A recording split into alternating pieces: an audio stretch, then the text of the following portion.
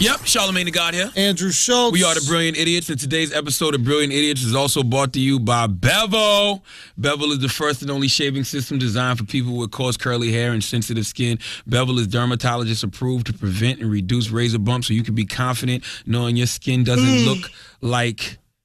Who the hell is Negan?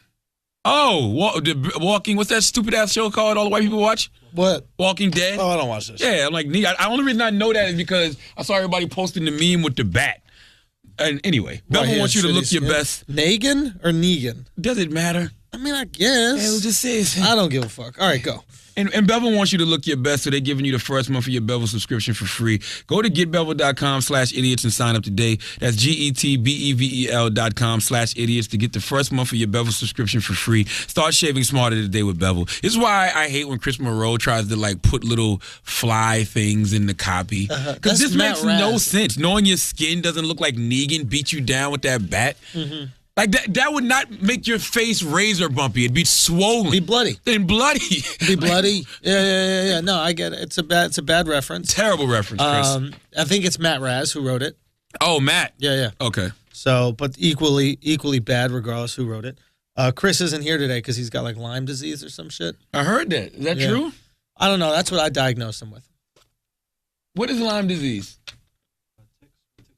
He got fucking ticks? Dude, he's living life. That's a rich person disease, bro. Like, when you get Lyme disease, it means you got a beach house. It means good things are happening in your life. Stop trying to be so in tune with nature. We're not supposed to be with nature. I'm with you on that. Not a lot.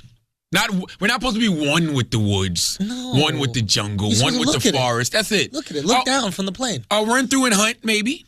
Even the hunting is like, once we got supermarkets, there's no real need. Like, if I can just go buy deer meat at the supermarket, I don't need to, like, put on boots and, like, put on, like, camouflage and all these types of things. For what? It's time consuming. This is a great conversation because, and I see it all the time. Yeah. Like, you'll see deers on the side of the road, or, like, deers will just be all in my yard and stuff. And, like, my wife's like, let's build a fence. I'm like, no, we're not building a fence. The reason we're not building a fence is because we're on their land. Okay. We took over their territory. Okay. And now we act like these bears in New Jersey or these deers in New Jersey are misplaced. Yeah. No, this is where they've always been. They're looking around wondering, what the fuck has happened to our neighborhood? So if some Native Americans just walk into your house, is that cool? That's different.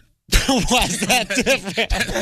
Because they can talk and they can fend for themselves, all right? Oh, they can? Yeah, because Have you seen a Native American lately? Hey, if somebody runs me out of somewhere, I just got to go find someplace else to go. So tell the bears the same shit, dog. They don't understand me. That's why you put the fence. The fence is hey, be out, bro. Be the fuck out, dude. Yo, it's some real shit going on with Native Americans in America right now. What, in South Dakota? In South Dakota, it's going down. North Dakota, one of the Dakotas, it's going down. Do we need to? No. I mean, like, I don't know anything about Dakotas, bro. How much is going on in the Dakotas that somebody was like, listen, cut it in half. I don't like offending nobody. Can't possibly contain all this Dakota shit in one Dakota. Listen, I got a good feeling. I could be wrong. I got a good feeling we could slander the Dakotas and get no tweets. Nothing. Let's try it. Okay. Dakota. I don't even know where to start. Listen, okay. Only Dakota we acknowledge is Fanning.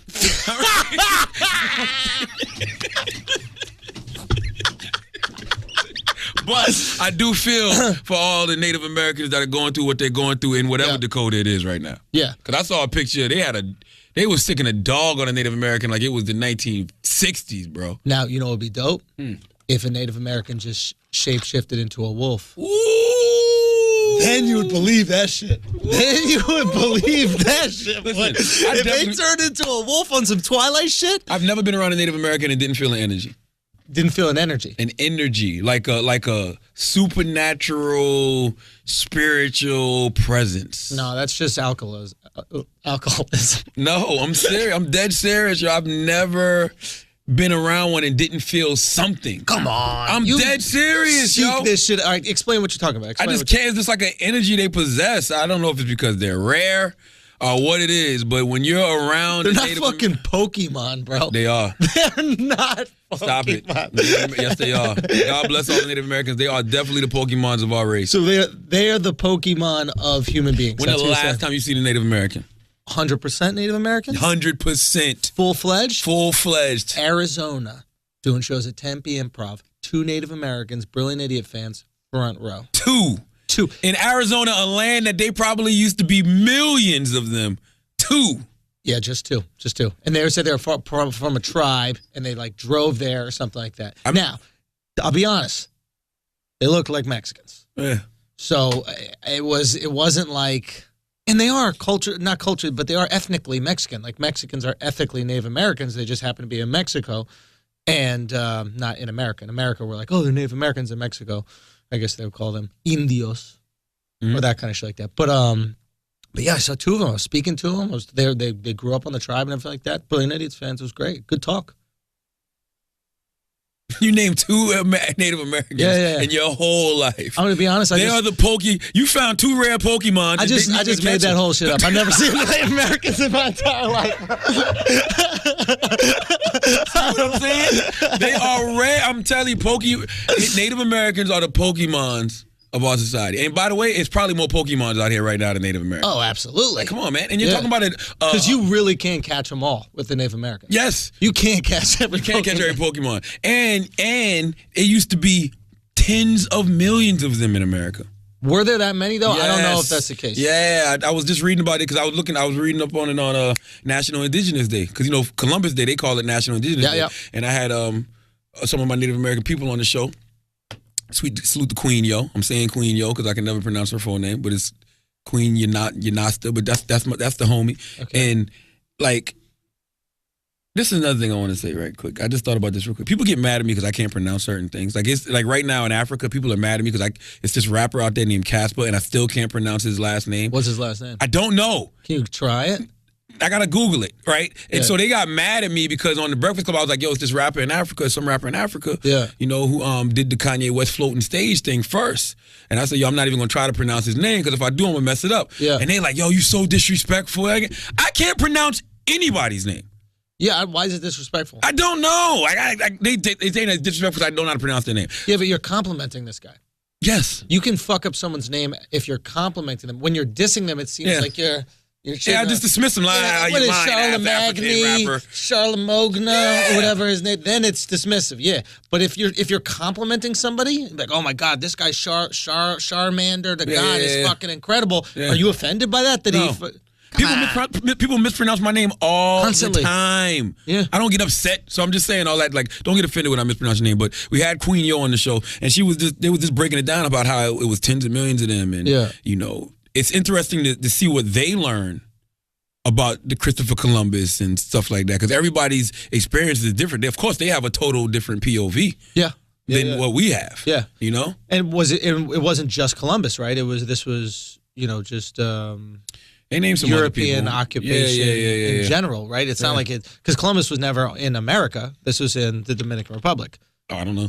Well, no, that's where he got to, right? He just got to the Caribbean. Columbus never got to America? Oh, Amerigo Vespucci discovered America. So why the fuck does Columbus got a goddamn date? That motherfucker started it. He popped a cherry.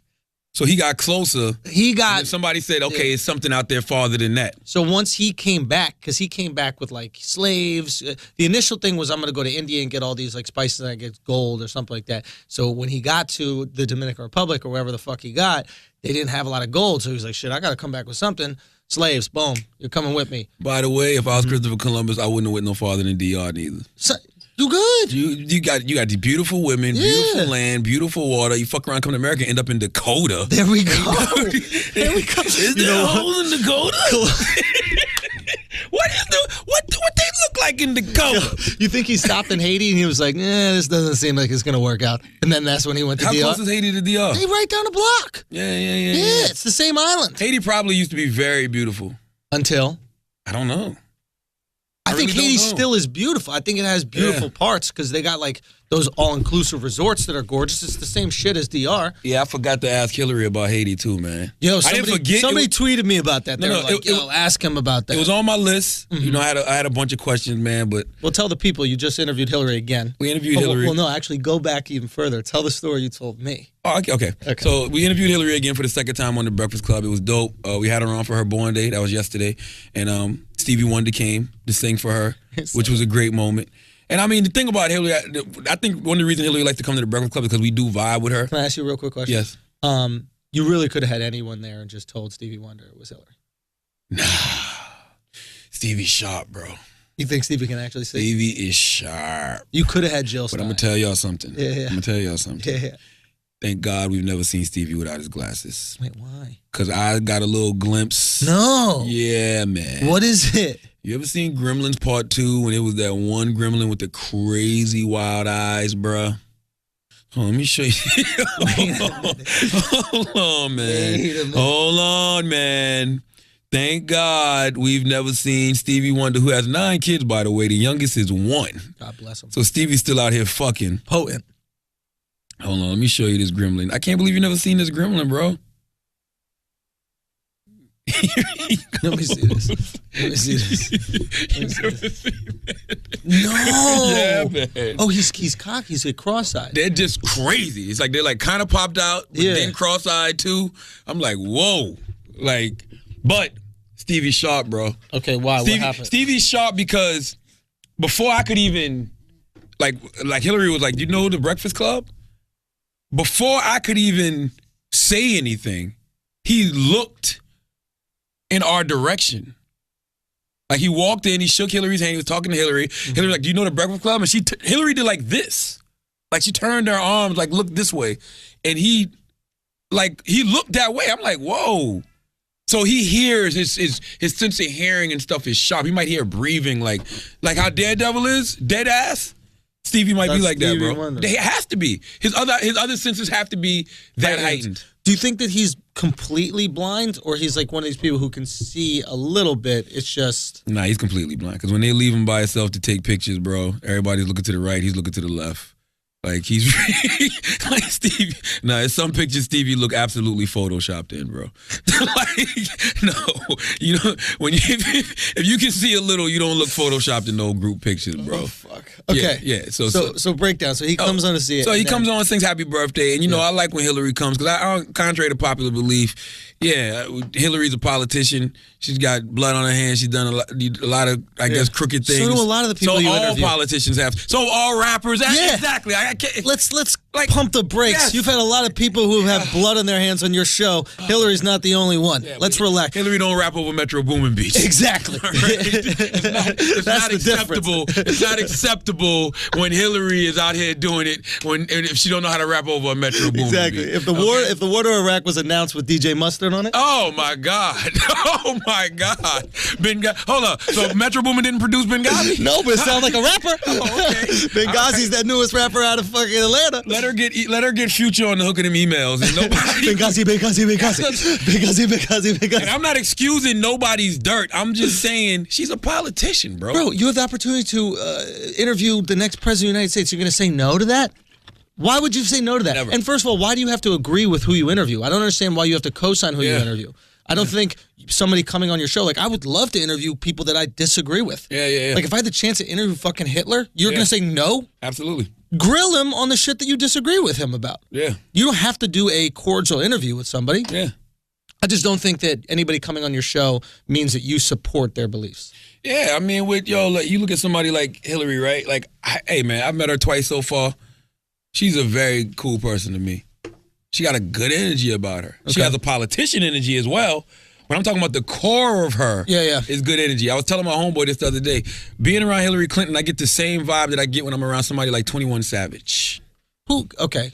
All right, then I have 21 questions Savage about might be my favorite rapper of the year. Are you serious? I came to this conclusion last night in the gym. I was like, yo, this shit is fucking funny and dope. Like, he said... You listen to the Drake shit? I hate it. No, fuck that. Oh. First of all, I hate when other people rap over Drake's sounding songs. I hate when other people rap over your sound. I really do. Like, so only Drake can rap. I don't like it. It don't sound right. Because his verse was horrible on that Drake thing. Very basic. 21 Savage says, I fucked her with no condom, then I made her eat a Plan B. I love that kind of ignorant shit, man. I love that shit, man. I'm not going to lie. I was in the gym yesterday listening to the shit he put out with Metro Boomin. I'm like, yo, you know what? 21 Savage might be my favorite rapper of the year, yo. Because he's just so... nigga with it. Like, he don't give a shit, and he just be talking to you, man. I love that shit. But I get the same energy around Hillary that I do with 21 Savage, and what I mean by that is, I don't think 21 Savage is a bad person. I think he's done some bad things in his life. What has he done? How is he a savage? What is he so savage about? I mean, he's besides this plan shootouts, I think it was a self-defense killing.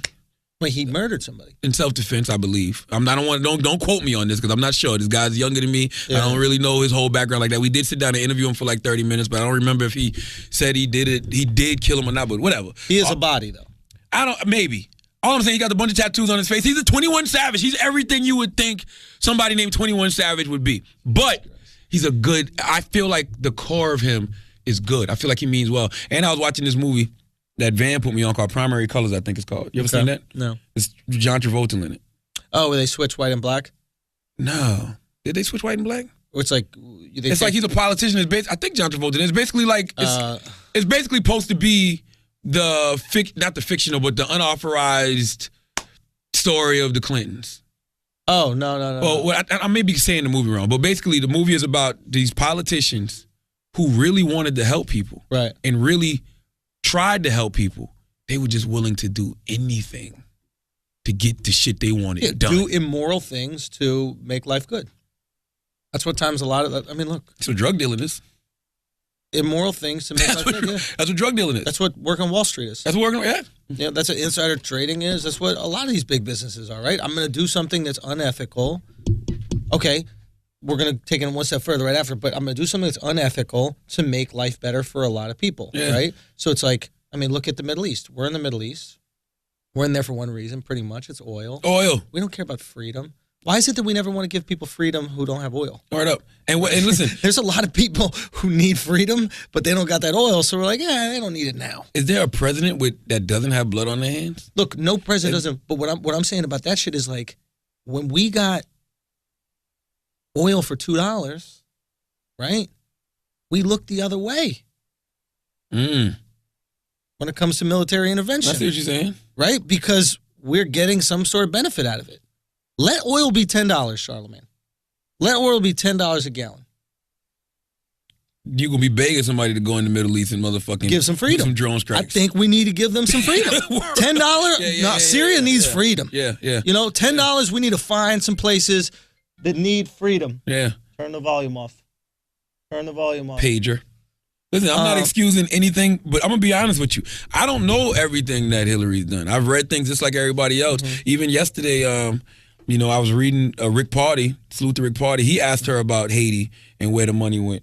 And I thought the answer she gave was great. She was like, that is a complete and total lie. She said, we have raised $30 million for Haiti, and, it's gone to things like, like tents and like medicine and, things like that. And she was like, and we helped others raise money. Now, the problem lies, there was a housing company who got allocated some money to build some houses, and that project never went through.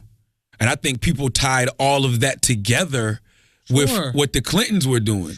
Hillary said, we raised $30 million, and she said not one dime stayed in their foundation, not for salaries, not for nothing. She said it all went back to Haiti. Think about it. Now, I don't know if that's true or not. I'm just telling you what she said. Think about it. This woman has aspirations to be president of the United States. Do you think she's going to let, and she's already worth hundreds of millions of dollars, you think she's going to let $30 million, which to her is not that much money, $30 million stop her from being president of the United States? Yeah. She's really going to embezzle $30 million when you already have hundreds of millions and risk not becoming president of the United States? She knows she's trying to be president. For the last 12 years, she's known she's trying to be president. It's just, for me personally, I look at a situation like that and I go, you're not taking any accountability of the corruption that might be going on in Haiti as well. Yeah. Clearly, this place is corrupt. We know for a fact it's corrupt, right? So let's say I raise $10 million and I give it to an organization that's on the ground in Haiti, and I say, hey, I want you to build houses with this. And they're like, all right, I got it. I'm going to give it to my housing authority. That housing authority might have some people that go, I'm going to take about $2 million from me. Didn't the same thing kind of happen with Wyclef? It could be exactly the same thing happen to Wyclef. I don't know. Maybe we don't hold Wyclef as accountable because he's Haitian and he's supposed to be on the ground there. He's supposed to know what's going on, whereas the Clinton Foundation, I assume Hillary's not going to Haiti and watching each of the buildings get erected. I assume Wyclef would have close ties with the people there. And furthermore, I assume Wyclef would know how to explain to us, hey, shit is fucked up over here. They stole my money. I didn't steal your money. Yeah, what Hillary also said was interesting to me was when she said we helped other people raise money. Because think about it. If Bill and Hillary were the first people in Haiti waving the flag for Haiti, like, yo, come, let's help this country, I'm sure other people followed, other organizations and stuff followed. So if this organization was allocated money to build houses and they didn't do it, you can't really put that on Hillary and also, Bill. Why are we acting like houses are the only thing that cost money? Yeah. Cleaning up houses that were destroyed by a hurricane costs money. But that's what she said the money went. She said the money went to stuff like the cleanup, Medicaid. Like she gave like 6 or 7 different examples where the money went. Yo, houses are easy to fucking build, right? You could build a house for nothing, right? You could build a little, what are they called? A hut. Not even huts. What are those shits called that they got the poor people live in? Trailers. Porta potties. I grew up in a trailer. Yeah, so you were poor. So they, right? Were you poor? Absolutely. Okay. So it's like the trail. You could build these for not a lot of money, right? But what costs a lot of money is extraction, right? New plumbing, rebuilding roads, putting up sun. Like there are other things that cost money. I think it's very easy to look at it, but. To your moral question, there was something that was very interesting. I was on this podcast. I went on Camille Foster's podcast. Him and Matt Welch have this podcast called Y'all know Camille. Column. He was here. Yeah, Camille was here. Very problematic guy. They hate him. Love him. I like him, but our listeners. Oh yeah, of course. Yeah, because he's a different type of woke. Yeah. Right. So I hate woke. I want all you woke motherfuckers to get some sleep. Well, furthermore, I want to talk about woke because I think woke is the next word that's going to be destroyed. Like first word that was destroyed. I know, but they brought up a dope ass point because I was talking to them about I watched a little bit of 13th. We were talking about the 13th, right? And what is wrong with him? What happened, Spruce? What's up, man? Looking at y'all making faces. That's all. What's up, Spruce? I thought something happened. Oh no. It's our guy Spruce. He work up here at iHeart. How you doing, man? Oh, okay. All right, brother. Thanks a lot, man. I thought something happened outside. No, that was weird. Thanks for ruining the momentum, Spruce. Okay, so. Where were we? They said this. They were like, morality. It's like, don't you have a moral obligation to break immoral laws, right? Because moral obligation to break immoral laws. Because initially, I was after watching the 13th, and I don't have context for this, but one of the things that I was basically saying was, look, if it's illegal to sell drugs, and you know it's illegal to sell drugs. And you choose to break the law, the government isn't taking fathers away from their families. Fathers who choose to sell drugs are taking themselves away from their family. Okay, listen, I agree with that, but let's go back to a podcast maybe a year or so ago. You justified it because you said people were poor. I wasn't giving them that. Absolutely. I remember saying that the exact podcast. But their argument was very interesting because they're pro legalize all drugs, right? Because they think that takes away the black market. So they said that Camille's, yeah. And Matt, and they're basically saying like, look, I don't think that law is a morally just law. And we have a obligation. Like there was a time where slavery was legal because there was a law. It said if you were a black man, right, and you ran away from your plantation or wherever you were staying, you could be punished for that act because that was illegal to do. But I personally wouldn't want to punish the white or black people that helped black men escape, like the Underground Railroad. I don't want to punish them because they are breaking the law in a moral way. So don't we as humans have a moral obligation to break immoral laws? I don't really understand what you're saying. This is very brilliant ideology. I know. What I'm saying is some laws out there are wrong structurally. They're fucked up. They're they're unethical. You feel me? Like at one point in time, slavery was legal, and to try to escape slavery, you were breaking the law. Exactly. All right. So how did that relate to the drug thing? So basically, what they're saying is they think it's immoral to make a law that says using drugs is illegal. They think that that's also immoral. I don't know if the word immoral works, but I think it should be lesser. It should be a lesser punishment for a user because a user just needs help. Yep. At the end of the day, a user really needs help. A user needs rehab. Yep. He's addicted to drugs. Yep.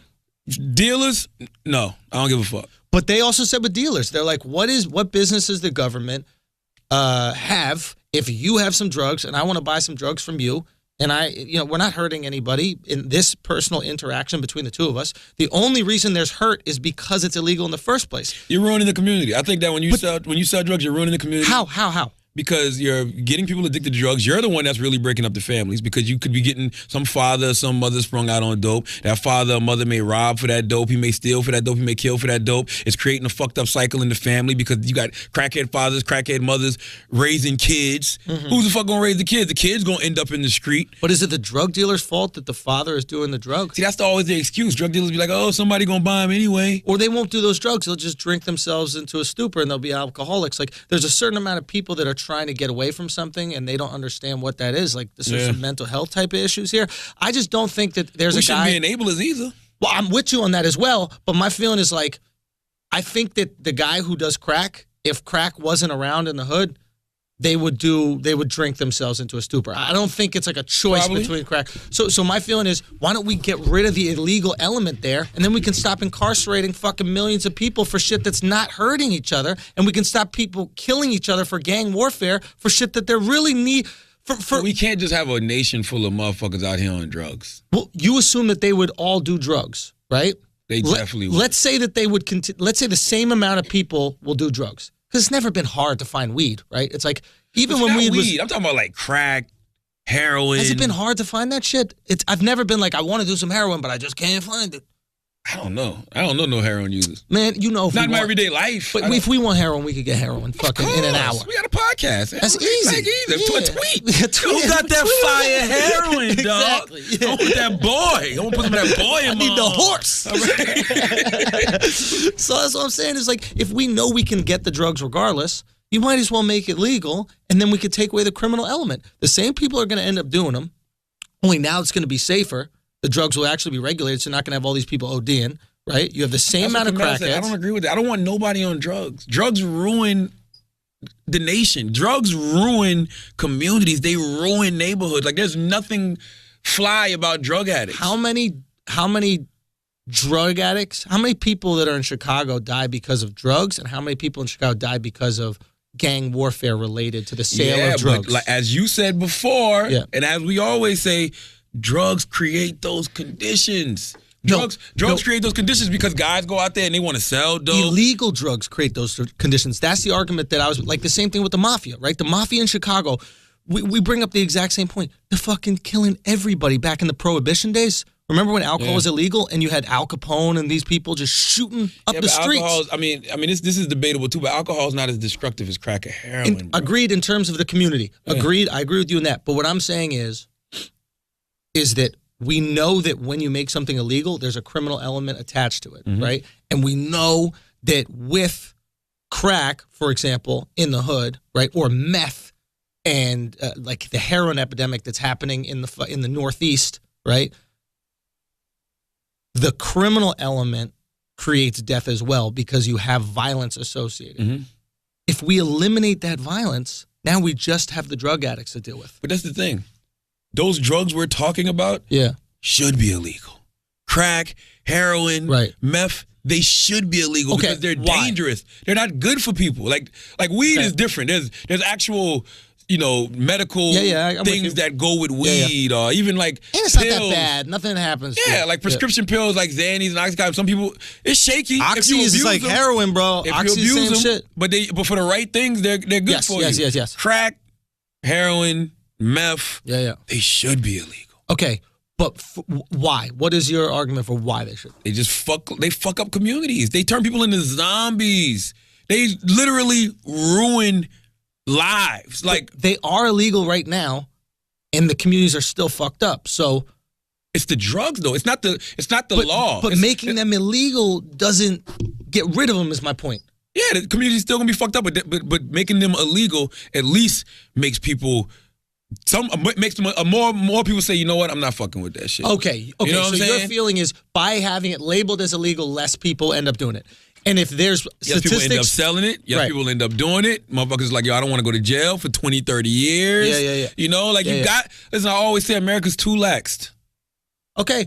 America got too much freedom as it fucking is. Look, I agree with you. If there is evidence to support that making something illegal stops people from doing it, then I completely agree with you. I don't think there's evidence that supports that. I think that making something illegal doesn't affect the amount that people use it. This is a good point. Me and Van was debating about this week. We was talking about morals versus social acceptance. Morals versus social acceptance. For example, I feel like it's a difference between morals and what's socially acceptable. So you can sometimes immoral shit is socially acceptable. Is that what you're trying to say? Yes. Like, for example, fucking a 12-year-old. I don't give a fuck where I go in the world. Hold on. Listen, hold on. That's never socially acceptable. Oh, no. Oh, yeah.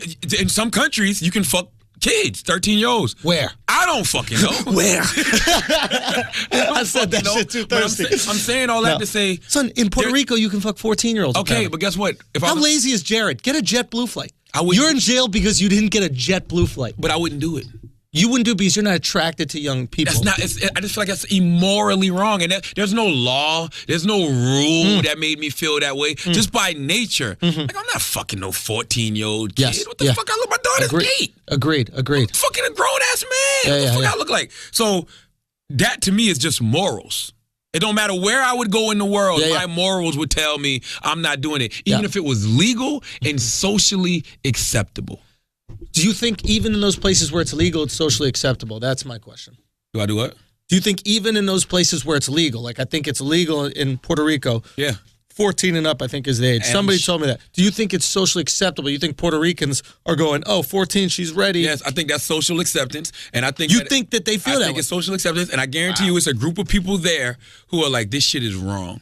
Just like in America. Right. At one point, slavery was socially acceptable.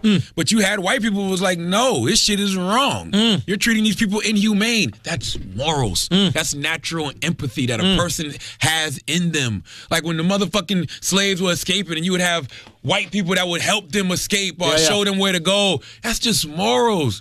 That's empathy. And guess what? Those slave masters that were doing that were breaking the law. The ones that were helping the slaves were breaking the law, but their morals were telling them, no, this is the right thing to do. Okay, I'm with you on that. How much does knowing somebody or seeing somebody affect your empathy? Empathy. How much does actual visual, are you texting or are you listening? I forgot. I didn't know I had to do something. Go ahead. Okay. How much does visual stimulus, right? Like how much does actually seeing a person affect your empathy? Like, is it easy to accept slavery if you never see anybody that's a slave? Oh, absolutely. Think about it. When the Vietnam War happened. Yeah.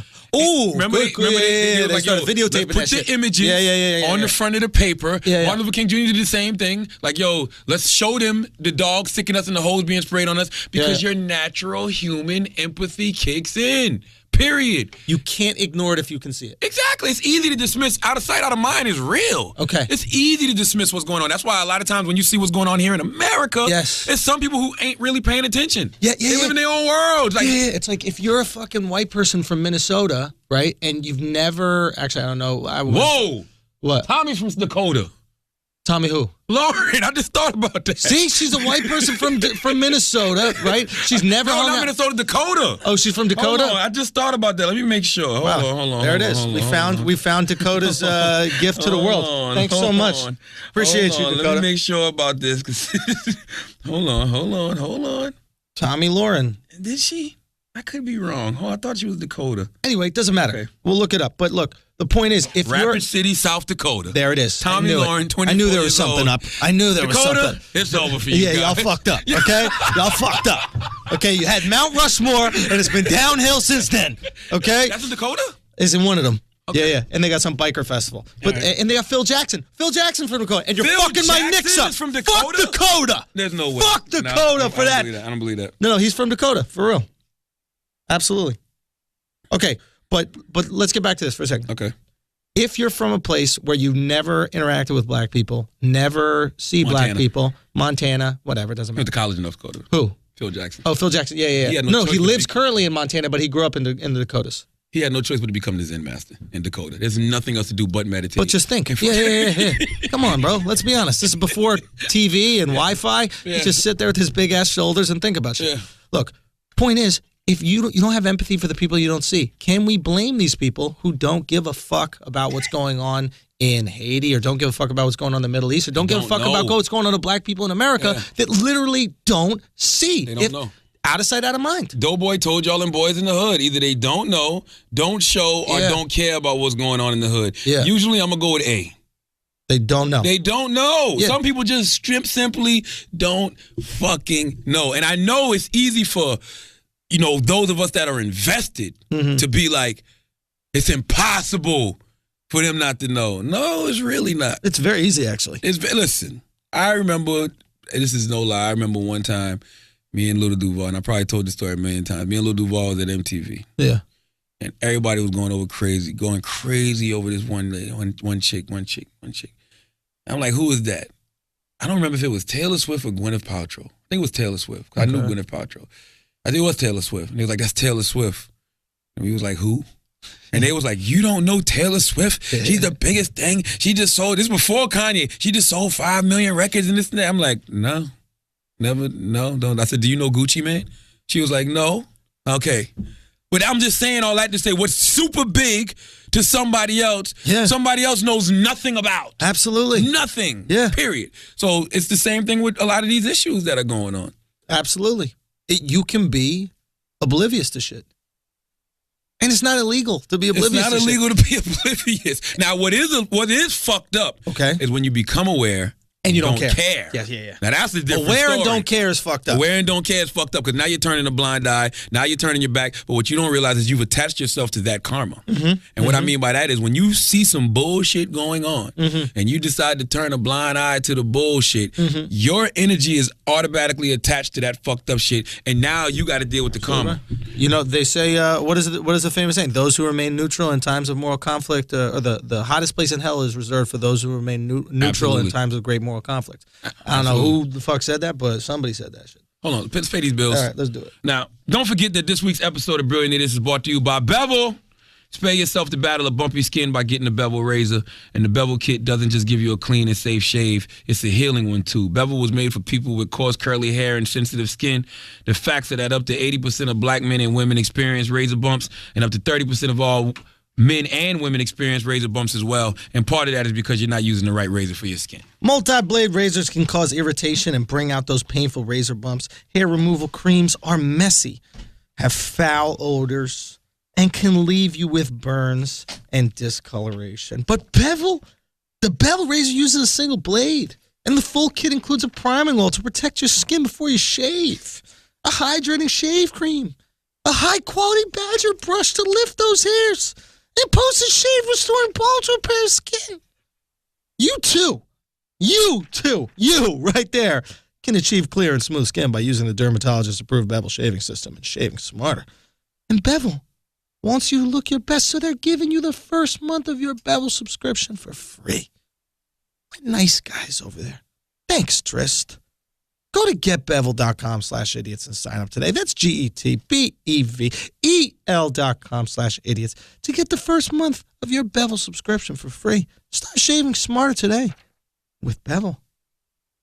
All right. Now back to the show. Yo, we got some dates coming up. I want everybody to know. We got this coming weekend, we're going to be in California, October 29th. We're going to be at the Now Hear This Fest. Okay? Now Hear This Fest. Make sure you come check us out. Stop playing. We're going to be in Anaheim. That's where the show is going to be. NowHearThisFest.com for tickets. I think our show is Saturday at 3:30. But you could check all the shows out there that day.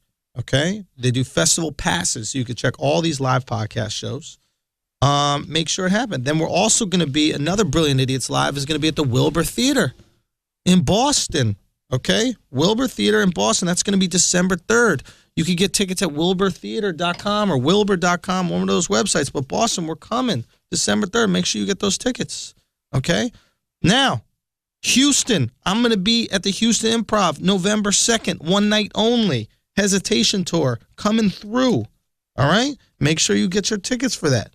In Toronto, tickets are now available for my shows December 10th. Okay, at Comedy Bar. You can go to comedybar.ca. I got 2 shows. That's it. I'm only doing 2 and then I'm out. Okay? I will see you guys there.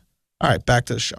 Listen, can we not act like this is not the greatest photobomb ever? Is this not the greatest photobomb? You're photobombing a blind guy. Anybody could do that. This It's is the a easiest blind guy. photobomb ever. You got a 90-year-old woman who doesn't even know what a camera is, and then a blind dude. This is a blind guy and the future president. I know, but I saw you trying to get yourself all this credit for this shit. That is a great photobomb. First of all, it's not that good. You know why it's a great photobomb? Why? The risk it took. What was the risk? Photobomb. The Secret Service, who are the baddest motherfuckers walking the goddamn planet. I explained this to you already, okay? Black people don't hurt presidents. Hey, okay? you never know. You don't hurt presidents. I wouldn't. The safest person to be around a president is a black guy. Or in a blind black guy, clearly. A blind black, yeah. Look how close they let him get to her. He could literally just raise his hands and knock her out. That could happen in a second. That's celebrity privilege. That's blind person privilege. Blind privilege. Yeah, look at that. You think that they would let a white dude behind a president like that? Probably not. Hell fucking no. Let me tell you something. Because white dudes kill presidents. After this show was over, after we finished interviewing Hillary and Stevie, Hillary walks out to her convoy. She gets in her convoy. Oh yeah, this is great. She drives off. Me and Wax were walking, and my man Ali, who was driving us. And come to think of it, Ali might be Muslim too. Now that I think about it, we're walking, right? Dude, of course, Ali is. I know. Muslim. I just thought about it. The fuck you think he is? This freaking. What do you think? He's Jewish? Listen, it's this Muslim, right? Yeah. Arab or whatever. He's on a bike. This guy rides up to Hillary Clinton's truck. My God.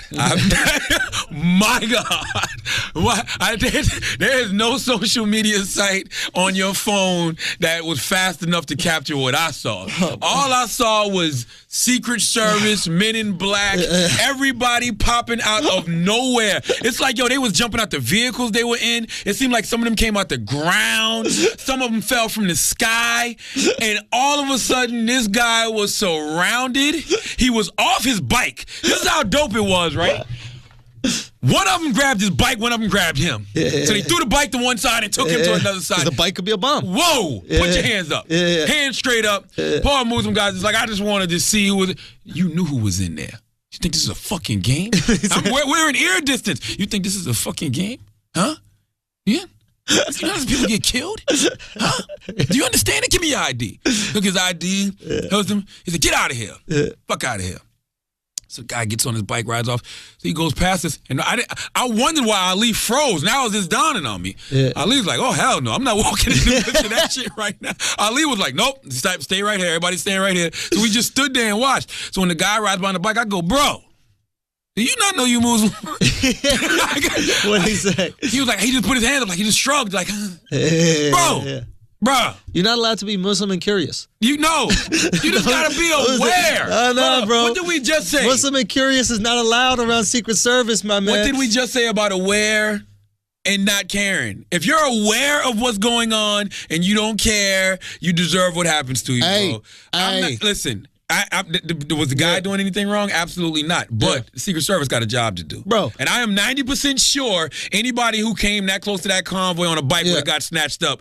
But I think it was a little bit more aggressive. Oh, absolutely. And it should be, dude. Listen, after Dylan Roof shot up the church, you don't think white people took a little break from visiting black churches? You goddamn right. And if they were going to go, it was a very cautious, hi, everybody, how you doing? That because they understand the environment that they're going in. I'm from Charleston, South Carolina. If a white man walks into any church I'm in, I'm like, all right, what's up, bro? Lock him up. Pat him down. Pat him down. Put him in a full Nelson. Let's go. Stop it, Stop it, what the fuck, man? But you just, like you said, you got to know what's going on. You got to know. It's not crazy. Know your place in the world. Know where you stand. Let me say it like this. What were we saying about yesterday? Be aware of yesterday? other people's perception of you to a certain extent.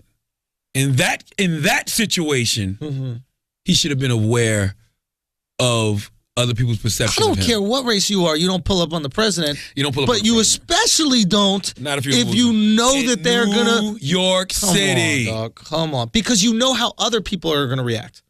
It is important. Self-awareness is important to knowing how other people are going to react to you. I get it to a certain extent. And you're talking about a woman who has had threats, like extreme threats on her life in the past few months. And somebody else said something real to me that was real. They was like, listen, do you understand that Hillary's security detail is like way more attached to her. Yeah. Because they've been securing her and Bill and the rest of the Clintons for 20 plus years. Yep.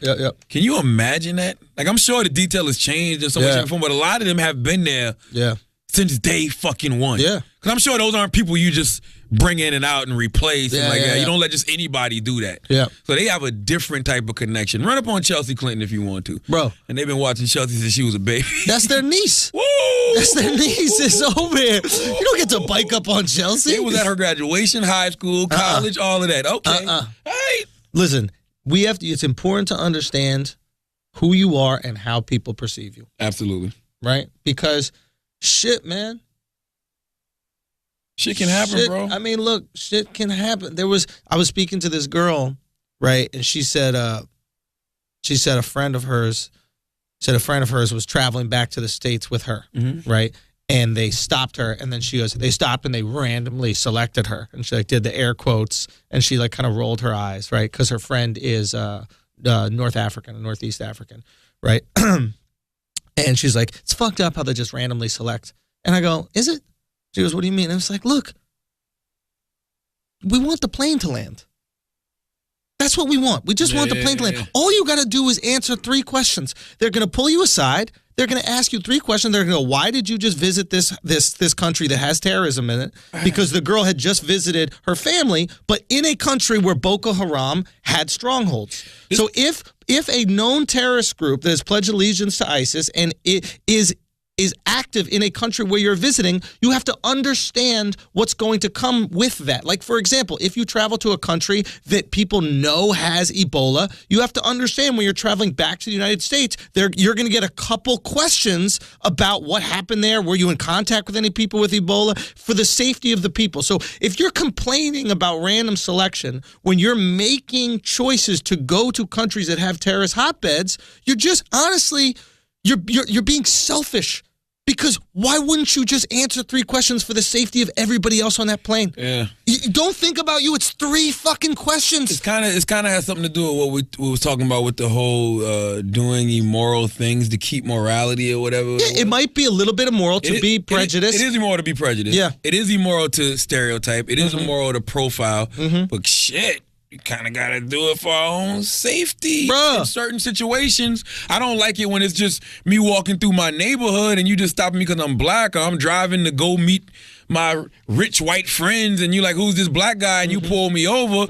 But yo, you're at the airport and you coming from a place where it's no terror, we got to check you, There's a difference between getting robbed on the street for your wallet and blowing up a plane of innocent people. That's a fact. There's a difference, and listen, it's not just planes. Obviously, terrorist acts happen all the time, and the most people they affect are Muslims because they're happening in the Middle East all the fucking time. But there is a fucking difference going on. There's a difference. And to not acknowledge it is to be selfish and ignorant. I don't care if it's a small percentage. Nobody wants to be on that plane. Yeah. Muslims included. You're telling me as a Muslim dude, you're getting on a plane with somebody that you know has visited a terrorist hotbed, and you don't want a couple questions asked. You think other Muslims don't look at radical extremists and be like, what the fuck? Of course. You don't think other Muslims who aren't engaging in terrorism, who know that it's radical Islamic extremists, don't want to be separated from that? Of course they do. But I wonder if they understand that, look, a couple questions are going to be asked. You need a couple more questions. Look, if I see a bunch... We all go through it, though. It's not like we go through the airport and don't have to fucking get damn near naked just to go through airport security. And they might have to get a few more questions. You have to get a little bit more naked or whatever like that. Okay. Whenever we guard the country, wax gets pulled to the side a motherfucker. Of course. Dude, the same shit used to happen to Italians during the fucking mafia days in New York City, right? They would be randomly stopped all the time by police, randomly questioned all the time by police, random police coming into the house, had their phones tapped, had their phones wired. All this shit was happening. It was illegal to Italians, but we completely accepted it. People are like, oh, they're kind of white, so it's not prejudice. It's just, we're looking out for the safety of the community. Listen, it sucks. Like you said, it is, I guess, immoral. Absolutely. But we have to take certain measures for safety because motherfuckers are blowing shit up. Stop acting like motherfuckers ain't blowing shit up. Hey, man. And look, if you got 3 hooded white people that are walking around a black neighborhood, Guess who I want stopped? You goddamn right. Hey, can I ask you guys a question? Is your last name Roof? Is your last name Roof? Are you looking for a church? Hey, what? Why would you be going to church? Hello? When was the last time you went to? Thank you. Like, hey, man, it happens. Listen, I want to talk about Kid Cudi and Drake, too. And real quick before we move on, recently there was I don't know if you heard, they stopped a terror plot. There were these like three white militia dudes that were going to possibly blow up a mosque after Election Day or something like that. Really? Did you hear about this shit? No. And it didn't get any fucking media coverage, and it needs to get media coverage because that's the same terrorism. It's the same fucking, it's planned murder of innocent people. Dylan Roof was a terrorist. Dude, all of this. All that shit is terrorism. But we need to acknowledge it because if we're going to go about and fight terrorism, right, if we're going to go, we want to stop Islamic terrorism or whatever it is, right? We lose all of our credibility when we don't treat white terrorism or any other group of terrorists the exact same way. I think they do that on purpose because they don't want to incite fear. They don't want to incite fear in white people? In America, because think about it. They don't want to I see way more white people than I do Muslims or whoever. So I would be too afraid walking down the street. Listen, when Dylan Roof walked into that church and shot up that church, one of the first things I tweeted out was, man, I hope this wasn't race related.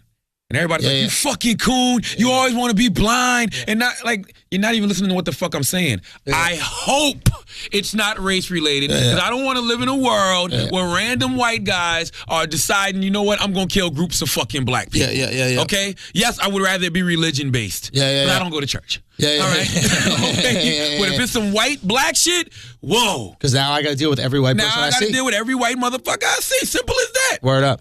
But Cudi and Drake, right? Yeah, but no. Before we do, I just want to point out it's important that we acknowledge that as a terrorist act, and that we treat it as such, and that we treat it with the same diligence, right? And that it'll never happen. Maybe it won't happen, but the media will never give it that attention. But for me, I do. Like I'm okay with being prejudiced to a certain extent, right? Like for example, we don't need to check Muslim women at the airport, right? Because Muslim women don't blow up planes ever. We don't know that. So far, it hasn't happened. I don't know that. I can't speak. We don't need to check female girls at high schools because female. That's the same logic drug dealers used to use when they used to let the girls be the drug mules. Sure. Because they was like, nobody would ever check the girls. And they just caught a fucking 63-year-old woman last week smuggling like 17 kilos of cocaine. Well, shit, until they start doing that, until we have white girls shooting up schools, we don't have to worry about white girls shooting up. Like, listen, here's the thing. We act like what I'm saying is so crazy right now. But if you watch any one of those Criminal Minds shows on TV, every single one of those shows, this is what happens. There's a killer, right? And they go, well, it's a serial killer, so we know it's a male between 35 and 45. Match a profile. It's a white man. It match a profile. So every single time we sit there and watch this show and it ends up being a white male between 35 and 45 who is sexual deviant, he has the same job, and they put it into a system, they match profile and find the person. It's completely okay when we're profiling these people. But the second we go, hey, we know that 99% of terrorist attacks, of jihad terrorist attacks, happen from men between 35 and 45. Yeah. If I sit back with that information and go, okay, well, why don't we just randomly select men 35 to 45 because we know that that's the hotbed for when it happens, all of a sudden it becomes racist. But if it matches a profile, where prejudice is being used to our advantage. It actually is helping less people be affected by prejudice. You got to look at what the word prejudice means. The word prejudice means to prejudge. Yes. You know what I'm saying? So some prejudging has to come into play when assessing certain situations. Absolutely. That's all I'm saying. I prejudge every situation I walk into. Of course. I need to know what's going on. I need to check out the landscape, look at the profiles of people, everybody. I need to feel comfortable. I need to know what the fuck's going on. If I see a girl in 6-inch heels, I don't think she's going to walk up and punch me in the face because that'd be a hard fight for her to do in 6-inch heels. Yeah, you either push her and she knock off balance. Done, right? Hold on. We don't got no more bills? No, we good. Wow, we falling the fuck up. Oh, we had a lot last week. Shit. I know. We got to get on Chris. He got Lyme disease. He stopped calling companies and shit. Chris got Lyme disease? What the fuck? I don't know if he got Lyme disease. But let's talk about Kid Cudi thing. Oh, no. It was just a thing about we've had this discussion about what's going too far.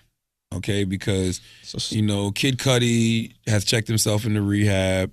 He was dealing with depression. Said he's not at peace. Suicidal. Things of that nature. So Drake put out a record. Which, by the way, I didn't even hear Drake say anything about his mental illness. Well, I guess he did talk about Xannies. A couple bars. Yeah. But it was just like, whatever the bar was, the man on the moon, whatever, I don't know. My whole thing is this.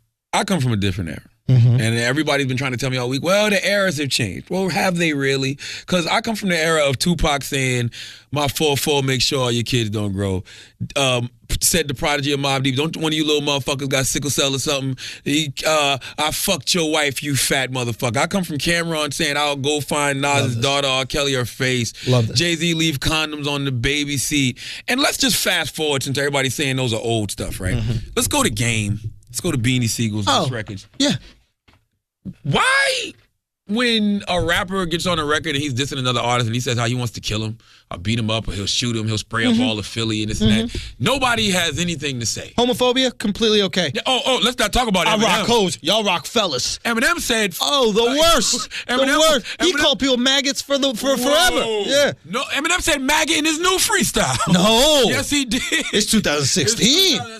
Can't be dropping maggots like that. That nigga don't care. That nigga does not care about using the word maggot. But you're right. This is a genre that is openly homophobic, openly misogynistic, openly violent, openly celebrates selling drugs, and it's not okay to talk about depressed people. Now all of a sudden it's gone too far. My whole thing is now hip-hop has gone too far. Somebody said to me, you don't get it, Charlamagne. Depressed people can commit suicide and kill themselves. Yeah. Rappers can talk about killing other rappers and that's okay. Yeah. Like, we can't have this selective morality and this selective humanity. Now, if you say it's all wrong, cool. With you. I'm with you. With you. But if you're saying this is wrong, but all this other shit is okay, you're a fucking hypocrite, Yeah, bro. Don't be Colin Kaepernick. What happened? What you mean? Don't be selective with your morality. Colin Kaepernick cares a lot about what's happening to black people, but he never cares about all the other injustices that are happening in America. He didn't sit down for anything like that. I mean, everybody, but this is a prime example. Everybody rides for what pertains to them. My point is the same point that I've always had. Because Colin could be just like anybody. Colin could be just like what we talked about. Not aware of everything else. Because it's not affecting him. Sure. Gay rights ain't affecting Colin Kaepernick. And Being poor ain't affecting Colin Kaepernick. But when you're watching TV and you constantly see these images of unarmed black men getting killed and you feel like it's an injustice going on, now you stand up because you're aware of it. Sure. My point is just, they're never, and the same point I've always had, you'll never have a time to stand up for the flag if you want perfection. Because there will always be something that we should be sitting down for. Yeah, but that's the point that I've always had with Kaepernick. I respect his right to do it. Don't get me wrong. I respect his right to do it. You're an American. You have that right to do it. And I respect the person who has the right to say it's wrong to make fun of people who are depressed. As a person who gets depressed, as a person who has mental illness in my family, both of my parents clinically depressed. My brother and I fucking depressed. Like, this is somebody I've grown up with. Now listen, I think it's fucked up. You know what I'm saying? Simply because what I'm saying is you're a hypocrite when you only care about this yet support all the other shit. That's my point. I find Colin Kaepernick to be a hypocrite, to be supported by Nike, right? To wear Nike shit, do commercials for Nike, who openly use sweatshops. Is he aware of that though? If he's not aware of it, then he's an idiot. Maybe not. I wouldn't know that. If he's not, you don't know that clothes are made in sweatshops, Charlamagne? Some people don't. Schultz, all you see is made in China. It don't say made in China in a sweatshop with little. What do you think? It's made in China in the Apple Store? Who researches this kind of stuff? You need a research to know where some shit is made? You're right. Yeah. I'm not giving. I mean, I just assume everybody knows. How did you learn it? What, that shit is made in sweatshops? Yes. How did you learn that? Shit, I assumed. No, you didn't. Somebody told you. Somebody made you aware. You read about it. Like, you didn't just wake up. I just assumed it was one of those things everybody knew. No. When you go make shit in another country, you don't make it there because it's more expensive to make it there. No, that's not. People don't know that. Like, some people. All right, just fair enough. Aware. Okay, I'll give people the credit for being ignorant. That's fine. Yeah. Okay, but let's get back to the Kid Cudi thing. What is the line to be drawn? I don't think there is one. So you're okay with no matter what we say about anybody? No, listen. I reserve the right to be offended or to not even agree with what you said. But you can say it. Yes. Because I don't know where the line is. You know why I don't know where the line is? Because I grew up with a motherfucker saying, my fo, make sure all your kids don't motherfucking grow. Yeah. All right? I thought being disrespectful, especially when you're dissing another rapper, was the thing to do. Yeah. Like, goddamn, what was more homophobic than Ether? The most. You dick sucking lips. You fucking Rockefeller died of AIDS. That was the India chapter. And that's the one you chose to name the company after? Why he had no empathy for Rockefeller's AIDS? Nothing. I didn't even know Rockefeller died of AIDS. Me neither. Yeah. Got empathy for Magic's age. I bet you if somebody said that about Magic, it'd be World War III out this motherfucker. How did Magic survive AIDS and Rockefeller didn't? Different Rockefeller got money. Yeah. Magic don't have Rockefeller money. Medicine different now. Say again? Medicine different now. You don't even do medicine. Get someone else's blood. Rockefeller had AIDS and they probably thought that shit was pneumonia, bro. And they were just like, get some sleep. They got some pneumonia from pussy? Man, they got this pussy pneumonia going around. Pussy pneumonia. I gotta start wearing condoms with these hoes. Stop forcing them to take a plan B afterwards. Pussy pneumonia is fucking people up. That's what they probably thought that shit was at one point, man. Okay, can we talk about, something that was really fucked up and hurtful that happened to me this week? What happened? I was called a very, very mean slur, Charlamagne. What was it?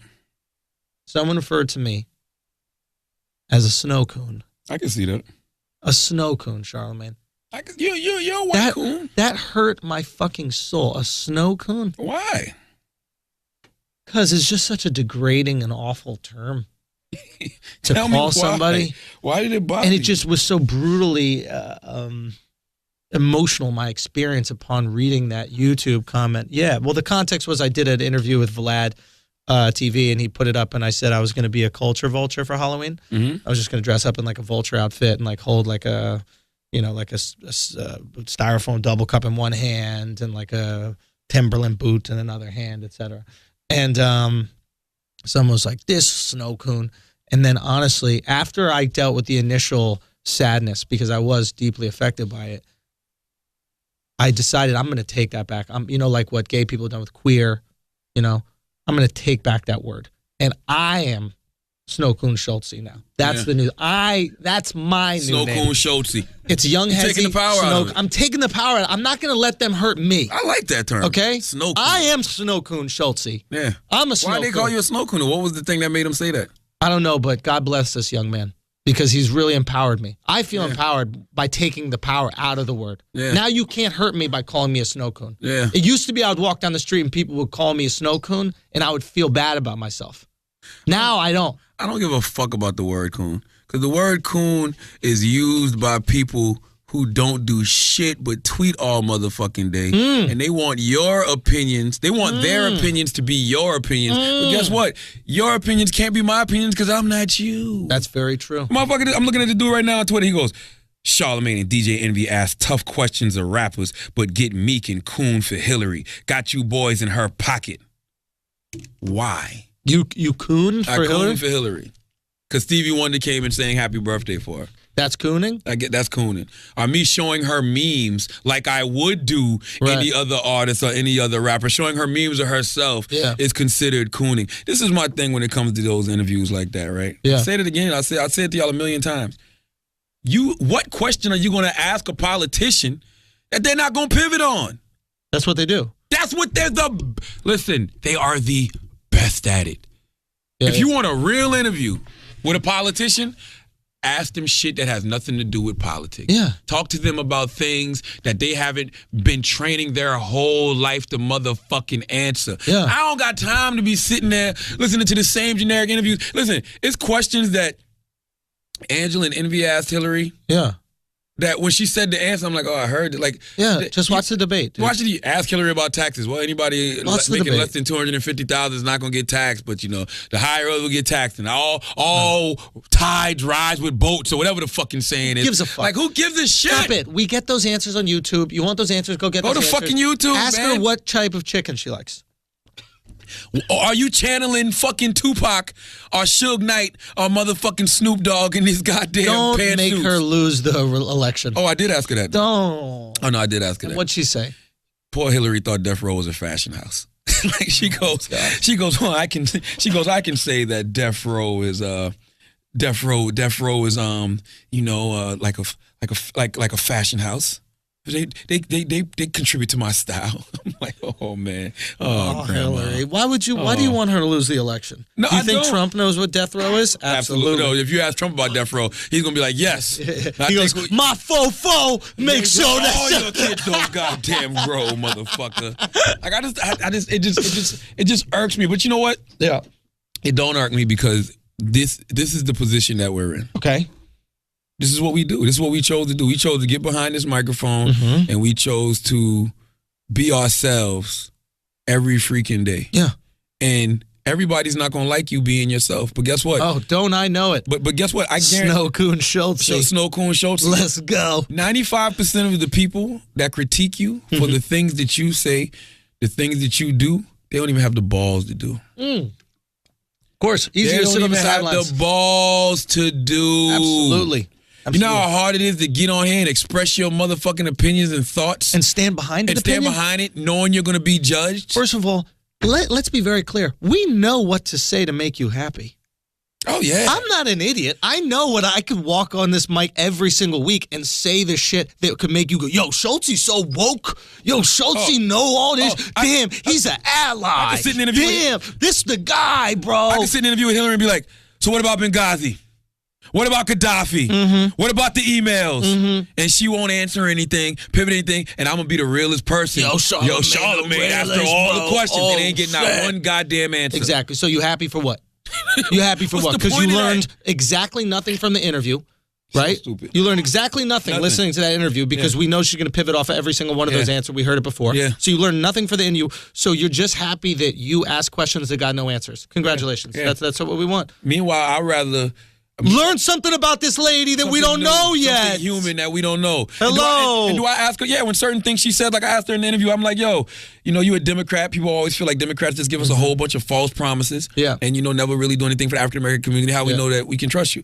Like, that's just regular common sense conversation. Yeah. But my thing is, wouldn't you rather have an inside track to the White House? A report to the White House? Wouldn't you want to be the spook who sat by the door, who can actually reach out and make Hillary aware of things she may not be aware of? Because when I look at her campaign, all I see is a bunch of beautiful black women around her that are making her aware of everything that's going on. She ain't just rolling with the mothers of the movement because she pandering. First of all politicians pander. Let's be clear about that. That's their job. That's politics. Let me tell you everything that you want to fucking hear. It's popularity contest. What you think kissing babies and fucking shaking hands was? Yeah, you think politics want to kiss babies? Babies are fucking sick. They're getting the flu. Constant. Why do you think Trump is sneezing during the entire debates? Because he's got the flu from some fucking baby he's been kissing.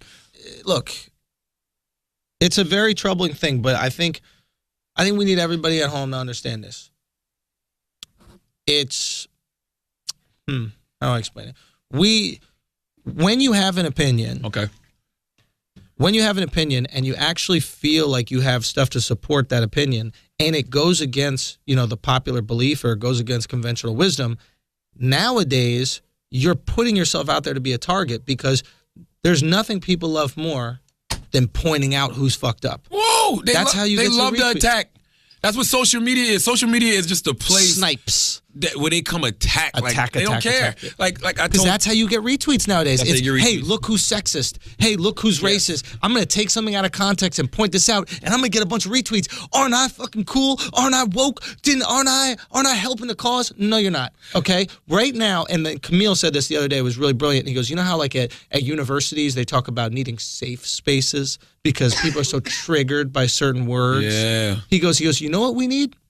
We need safe places for discourse. I go, what are you talking about? We need places where people can actually disagree without somebody jumping in on Twitter and going, this person's racist for thinking that. This person's sexist for thinking that. That's the playground shit. You know, in the playground, like you, my OG used to always tell me, yo, whenever you got a problem with a person, approach them by yourself, one-on-one, pull them to the side. What's up? Let me talk to you for a second. Because when it's an audience, Yes. egos come into play. Egos come into play. Gets riled up. Yeah. Motherfuckers start saying shit they don't really mean. Like, that's all bullshit. And that's what fucking social media is. It's the motherfucking playground. It is.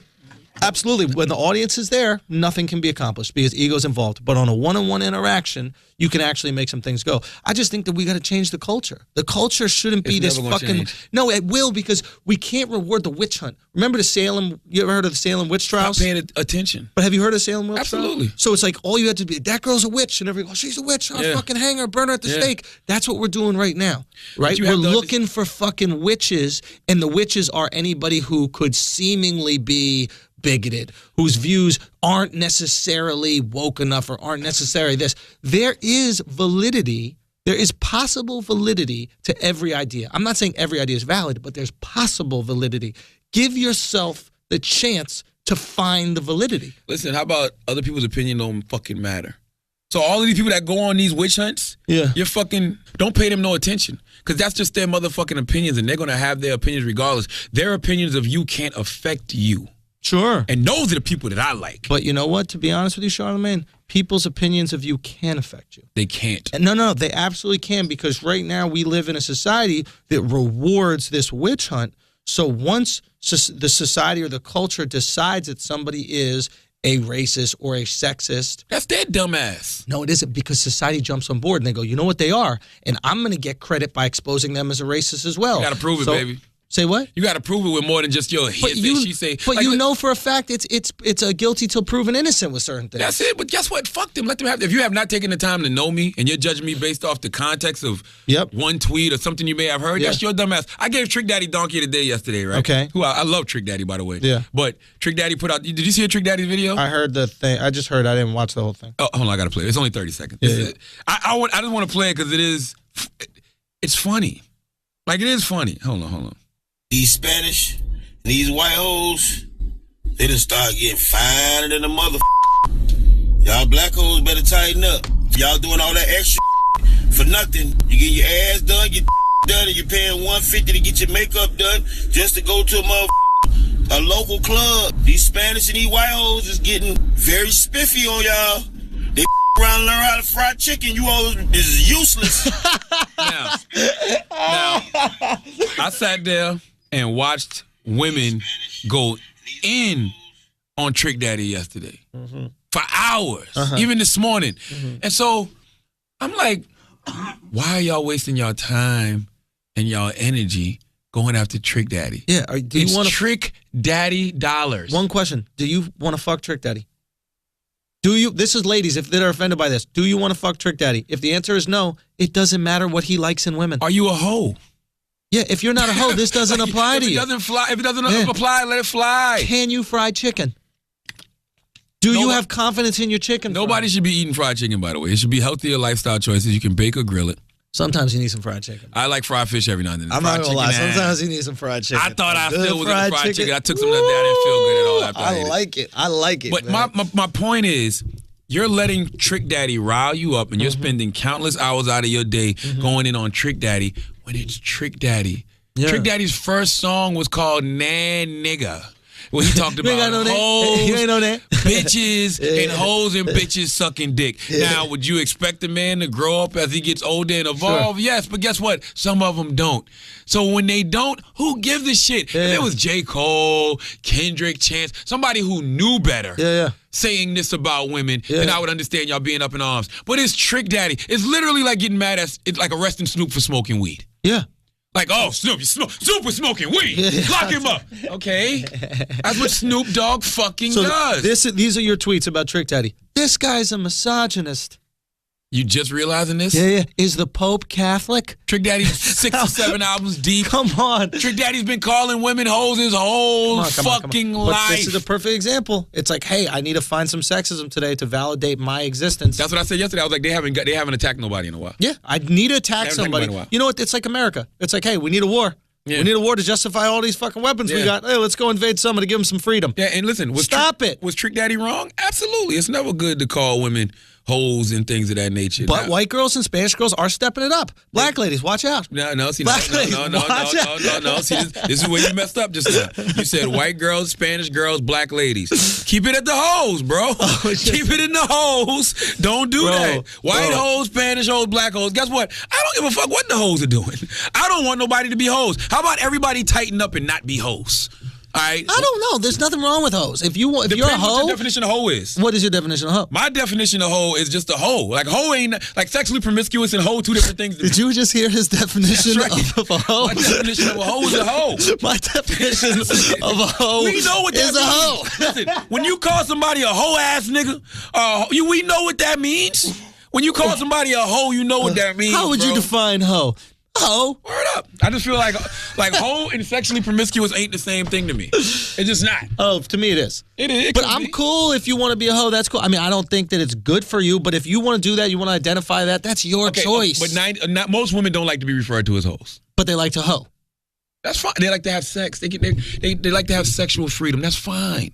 Okay. But they don't like to be called hoes, right? Yeah, but that's the same thing as like a terrorist going, I don't like to be called a terrorist, but I blow shit up. That's not ever Motherfucker, you a terrorist. I wonder what terrorists do call themselves. They call themselves religious. Yeah. They don't even think they're terrorists. They're like, I'm just doing God's work. Yeah.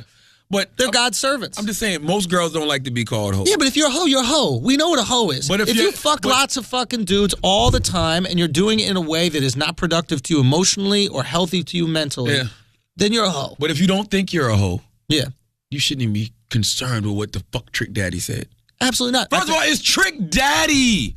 This is like really being offended because Donald Trump said something that offends you. Yeah. Like the dumbest shit in the world is when somebody is purposely trying to offend you, or you know what they expect from a person, and you fall for it. This is literally Charlie Brown running to kick the football, and you motherfucking kick it. You're upset with Trick Daddy Dollars because he called women hoes. Where have you been the past 20 years? Oh, you know where they've been the last 20 years? Where have you been the past 20 years? They've been a child. Years? None of these people know who Trick Daddy is. I guarantee this is all young folks. These are all young people who grew up at a very sensitive time in history where anything can possibly offend them.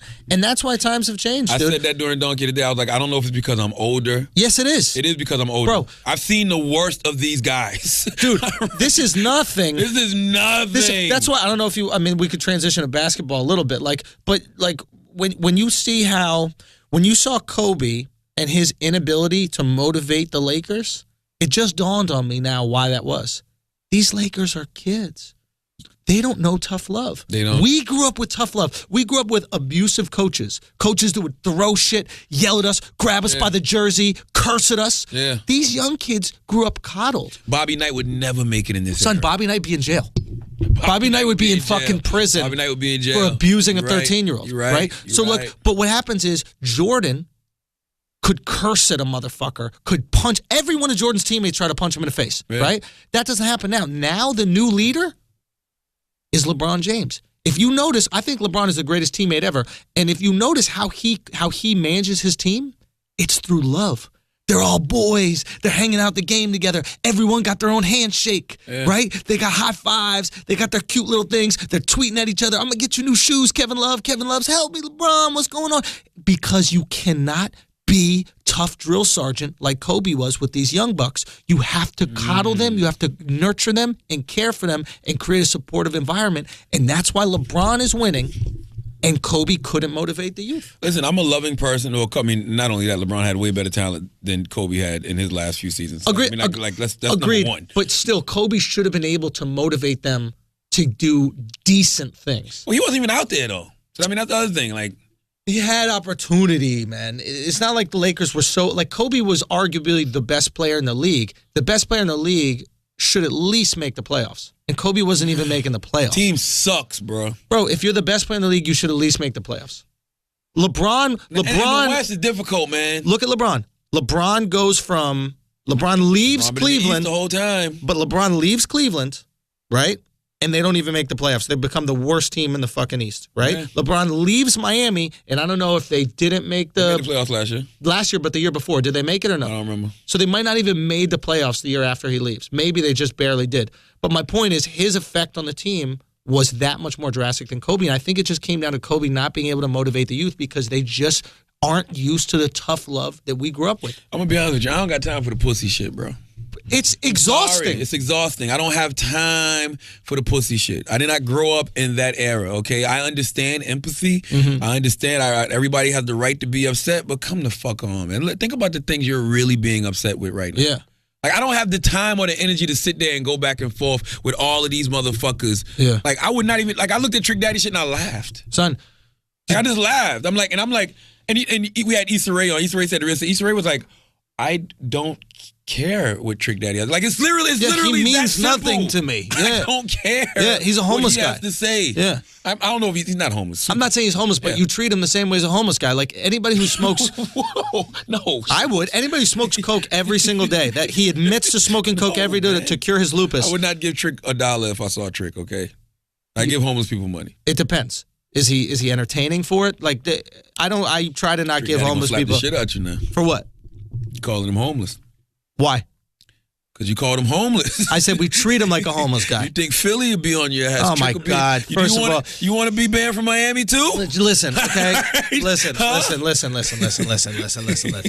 First of all, we need to acknowledge that the Hezzy curse didn't work. The Hezzy curse. Well, I want to just say something about that. Because and I really put my heart and soul into the curse this week. And I thought about it, and I dreamt on it, and I prayed on it, and I did everything I could to really empower that curse and help the Eagles lose. But we have to understand something. There is nothing more powerful than the curse that Philadelphia already has on itself, right? That things break in Philly. Nothing is more powerful than that. And you know what broke in Philly this week? The Vikings' undefeated record. I didn't take that into consideration. That the Philly curse was even more powerful than the Hezzy Hex. And the Vikings' undefeated record would, in fact, be destroyed by the Philly curse. Sam Bradford's no interception streak broken as well by entering back in Philly. So did Philly win? Yes. Was Philly too strong for the Hezzy Hex? Yes, it was. It honestly was. I can't tell you it wasn't. I can't tell you I wasn't defeated. I felt deflated after the win. I really did. First of all, I don't think Minnesota's that good. I think they got a great defense. Great defense. I think their offense. So do the fucking Eagles. The Eagles got a hell of a defense. I know. I think their offense isn't that good. So, I mean, 5-0 was cool, but I didn't expect Minnesota to keep winning like that. You thought that they were eventually going to lose, and you thought that Bradford was playing over his ability. Of course he is. Okay, fair enough. The Cowboys are doing fine. That has nothing to do with the Hezzy curse not working this week, though. But you think the Hezzy curse is still a possibility that I could put on people? No. Okay. I think the Hezzy curse is just like the Hezzy. It's a hesitation move. It's something that you say to people to make them think, and then you get the fuck out of Dodge. Ooh. So y'all gonna let me come to Philly and do this show peacefully, okay? Not, I'm putting hexes on all of y'all motherfuckers. Right? All of y'all getting hexes. All your beard's gonna fall out. If I come to Philly and anything happens to me, Sunday morning, all your beard's falling out. Okay? It's a good move. It's a good hesitation move. Yo. Okay, can we talk about the NBA, because the NBA is back and I'm so excited about this. Come on, the NBA is one game. Let me tell you something. Do you see? And first of all, this is actually really important. Did you see after the game that there was a really interesting talk about race and police brutality with the? I heard about it. Everybody was like, "Give him donkey today." I'm like, I didn't see it. No, they're saying give him donkey today because they weren't listening. They had Jim Brown on there. That's what surprised me. They was like, "Give Jim Brown donkey today."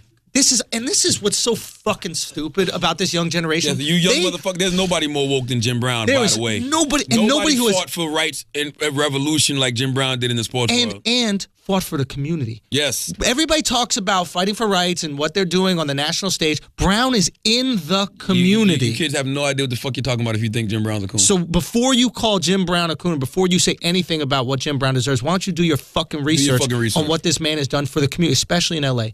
And Brown was speaking so beautifully and so candidly. And everybody, Barkley was speaking.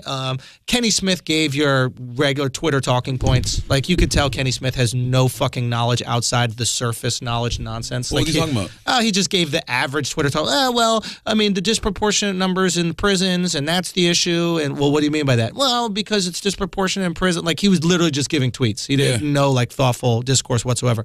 But Shaq, Barkley, and especially Jim Brown, like Jim Brown said, he didn't agree with what Kaepernick was doing, but supported he supported his right to do it.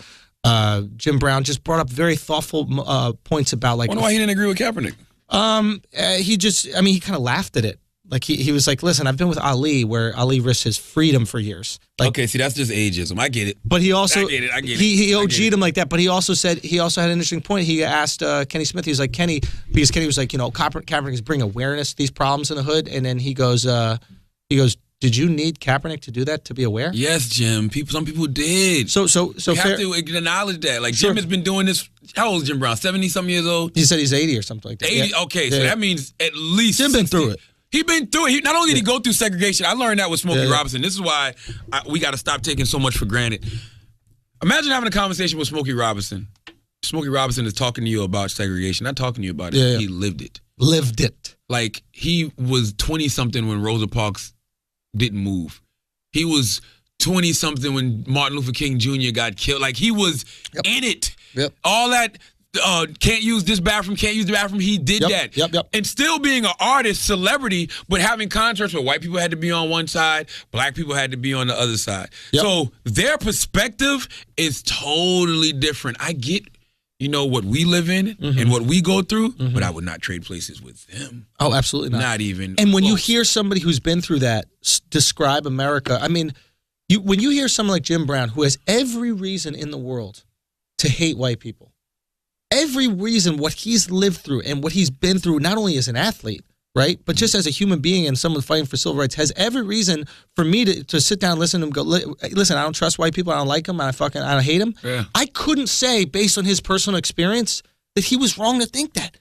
Right? Yeah, this is absolutely. somebody, I couldn't tell you not to think that. You went through segregation. You went through it. You went through it. Smokey Robinson's father was a slave. Bro. Like dead ass. No, I'm saying, yes. No. Yes. No.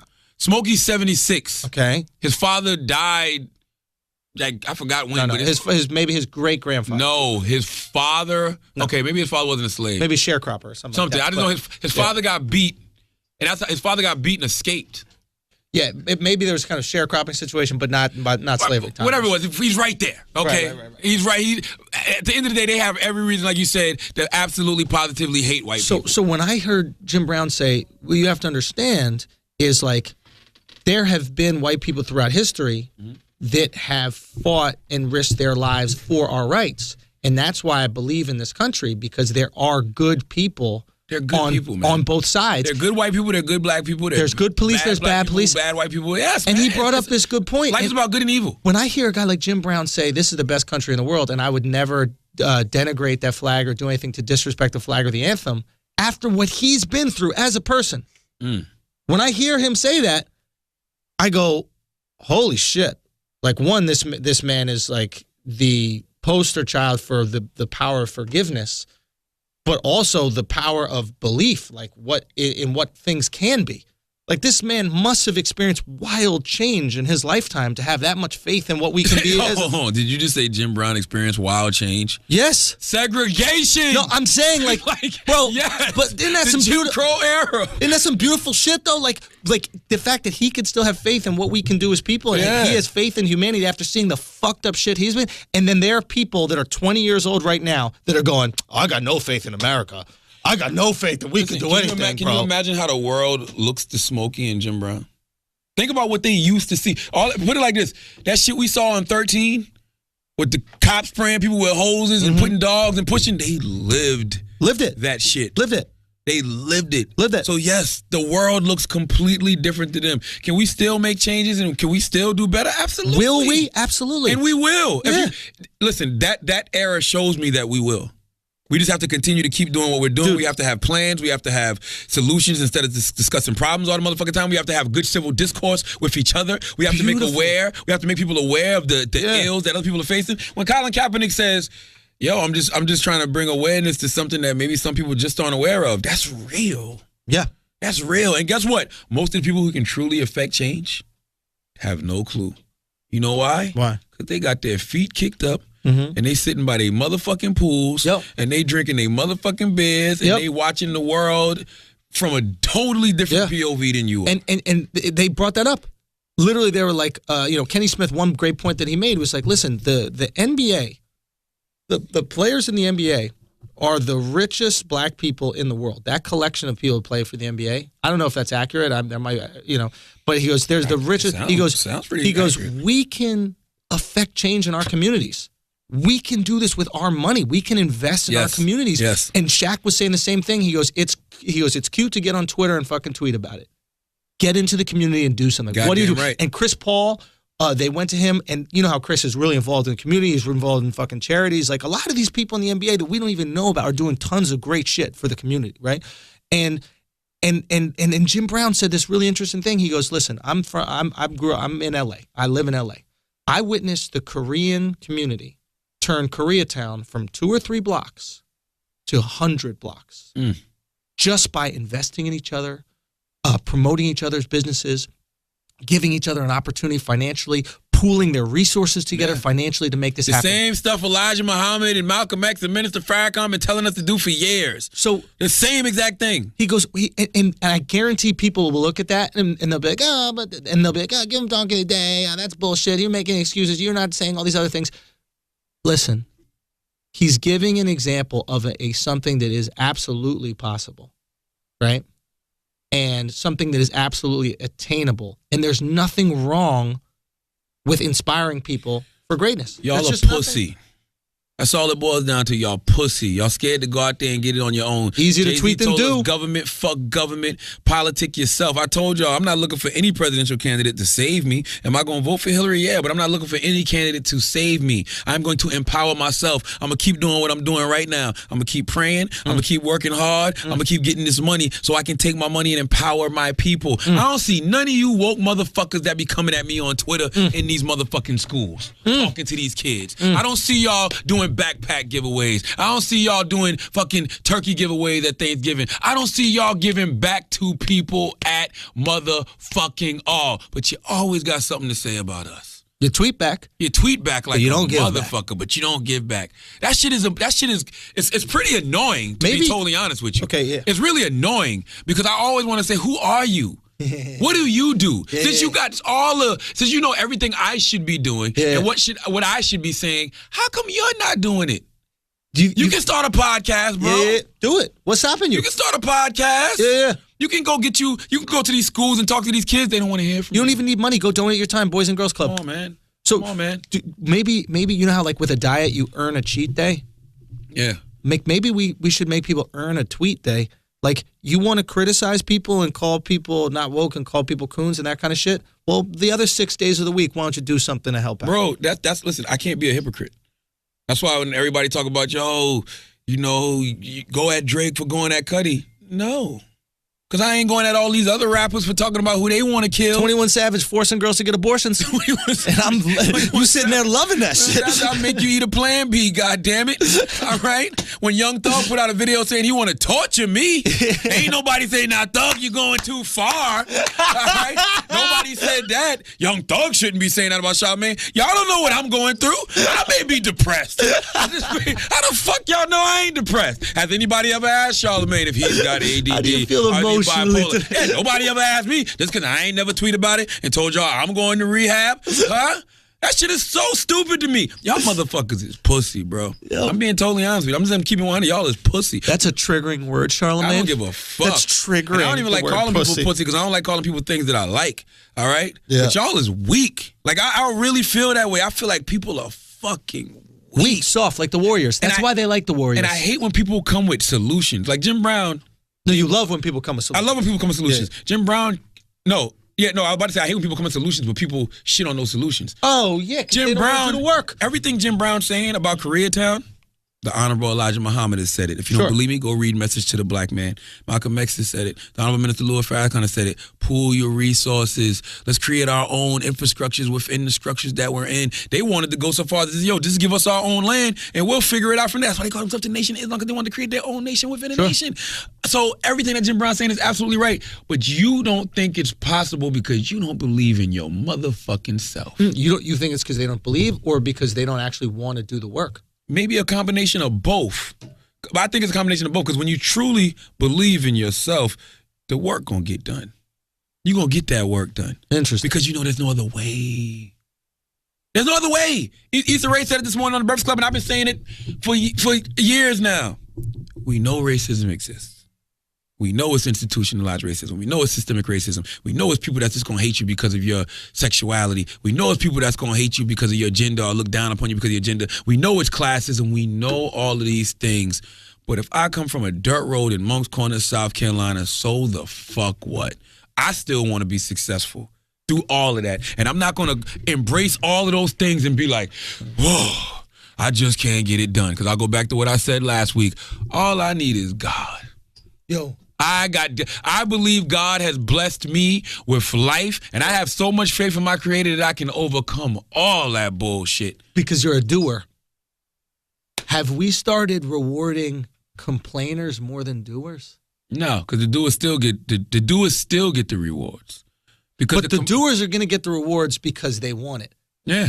But what are the complainers doing? What do they always say? Those who can do, those who can't teach, criticize or criticize. They say teach. Yeah, you just fucking gave them props. Those who can't do, criticize. That's all these motherfuckers are doing, sitting around criticizing us because they don't got the balls to do it. Period. Yeah. The fuck? I can't even fucking pronounce words and I'm talking at Harvard. You know what I'm saying? And salute to Syracuse University. Let me tell you something. Yeah. Did I shout them out on the last podcast? You did. I did, right? Yeah. Damn, that was just a. But just salute to all of those people, man. Yeah. I love when I'm able to go to these universities and talk. Yeah. I don't even have a college education. All I got is experience. Yeah. And all I got is more valuable than education and what God gave me. Yeah. Fuck y'all, man. Yeah. And I mean that for everybody. When I say fuck y'all, I mean every. Yeah. I mean any. And work ethic. I think work ethic, yes. It's underestimated how much, and I always try to say this about you, but how many hours a day that you work. Yeah. And it's like, if I hear anybody critique you, I just want to know that they're working as hard. Outwork me. That's all I'm saying. You know who I say that about? You know who my bar is? Who? Kevin Hart. Kevin is working. You don't think Kev funny? So what? You ain't outworking that. Yeah, okay. If you're funnier than him, why don't you just work as hard? You'll be right there. Right there. You'll be right there. No. If you work a quarter as much as Kev does, and you're so funny, then you'll be good. You're gonna be right there. You're not outworking Kevin. Just outwork, because that's something you can control. Yep. That's the thing I always felt with these people is I know when it comes down, I can outwork you. I know that I have a muscle that I can just work 24 hours. I can do the 24 hours. But there are people who can't do that. But you know what they can do? They can send a tweet. Yeah. They can tweet from their job that they hate. Yes. Or they're unemployed playing fucking Call of Duty. And they can tweet playing unemployed Call of Duty games. Yeah. Right? That's easy. Anybody can do that. But getting up and working at 8 in the morning or 7 in the morning, 6 in the morning, and then you go home at midnight, not everybody could do that. Let me tell you something, man. Some of y'all going to wake up one day and y'all going to say, damn, I just wish I had. You're going to wish you had gotten up to do whatever it is that you said you was going to do but didn't have the balls to do.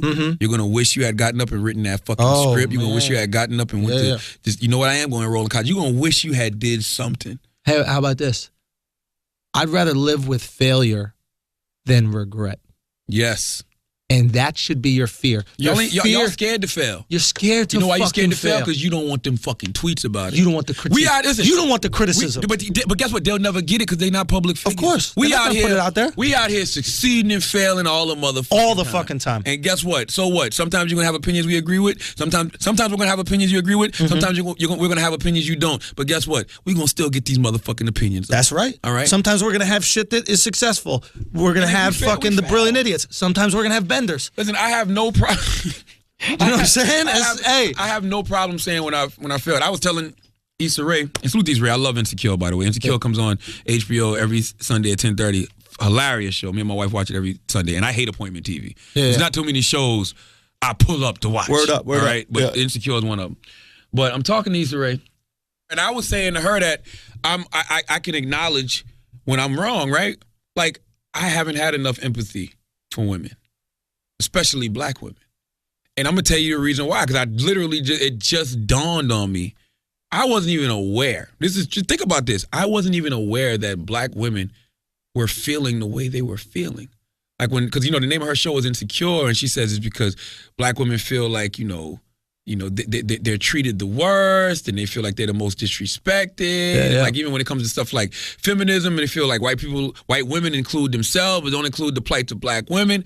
Bro, I never, ever even considered that, because to me, in my life, black women have always been the strongest. My grandmother, my mother, and I was sitting back, and I'm like, my mother used to play Lauryn Hill, X Factor all the time. I just thought she liked the song. But she'd be in her room with the door closed, but then as I got older, I realized like she was really hurting over my father. Yeah. But she would never show us that. And that is what black women are a lot of times forced to do. They're forced to just always put on that strong face and act like, everything is all right when shit isn't all right. And we're always leaning on them. Yeah. Whether it's your grandma, your mom, your girl, your wife, we're always leaning on them, expecting them to be there for us. So I never even knew black women felt that way.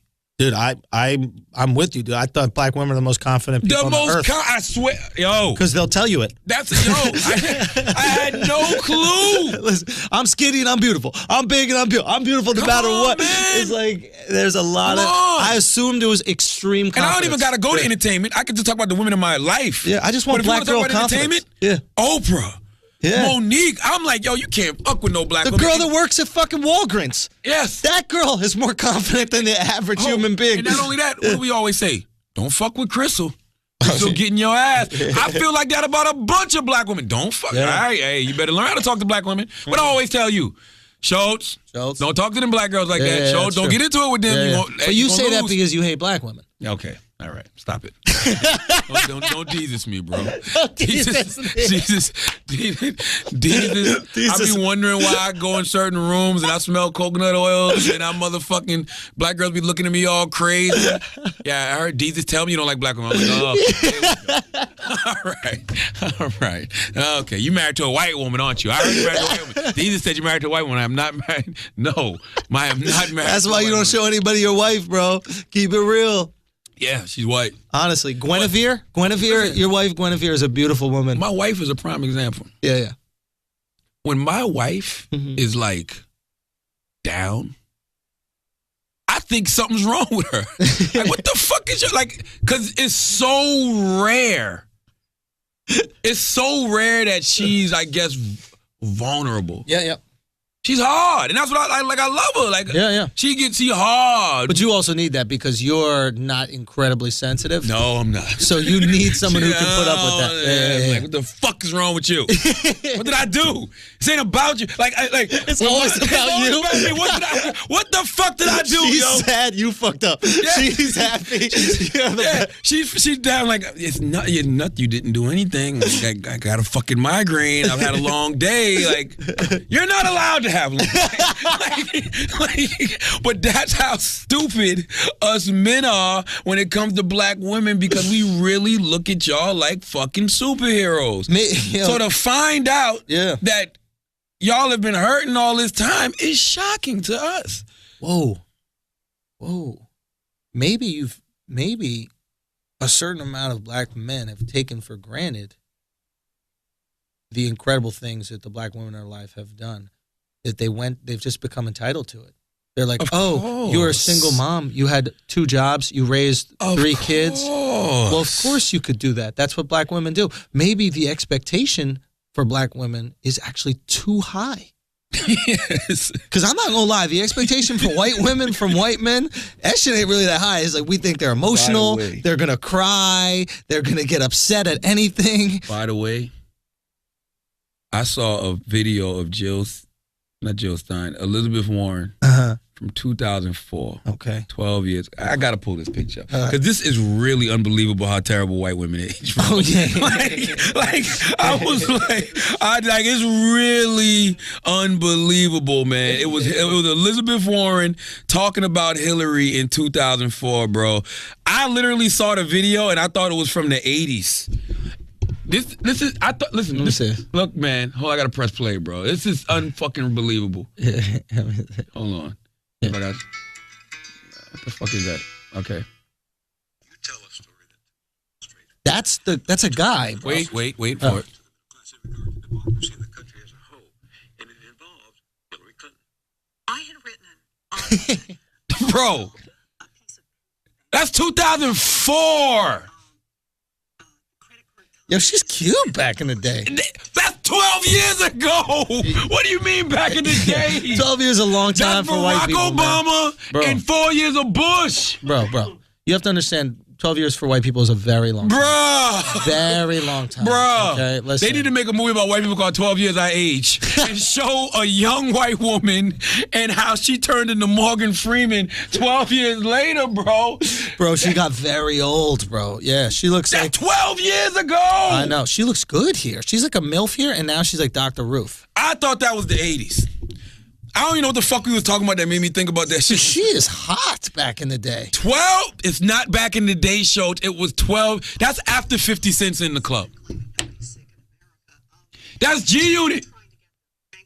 She's even taller. That's before the Black album. She shrunk.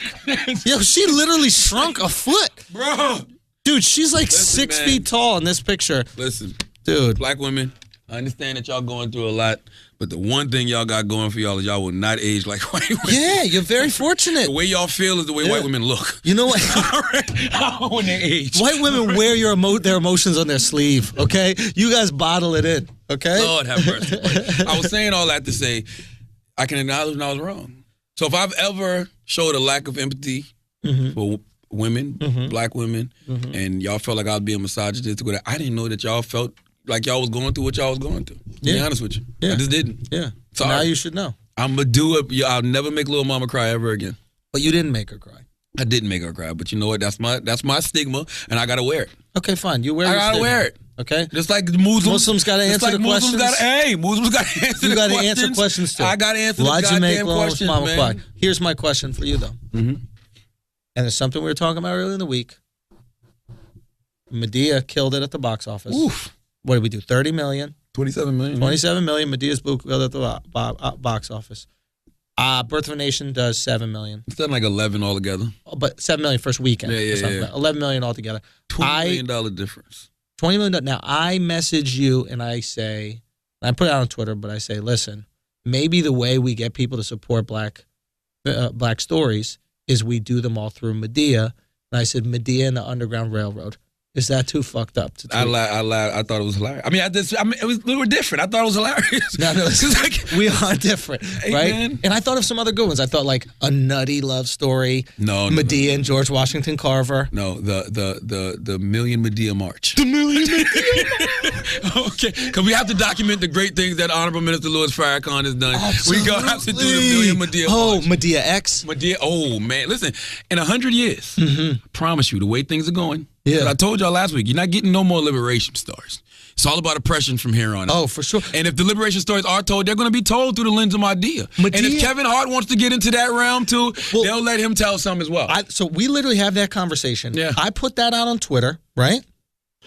I put that out on Twitter. Yeah. The next day, what do I see?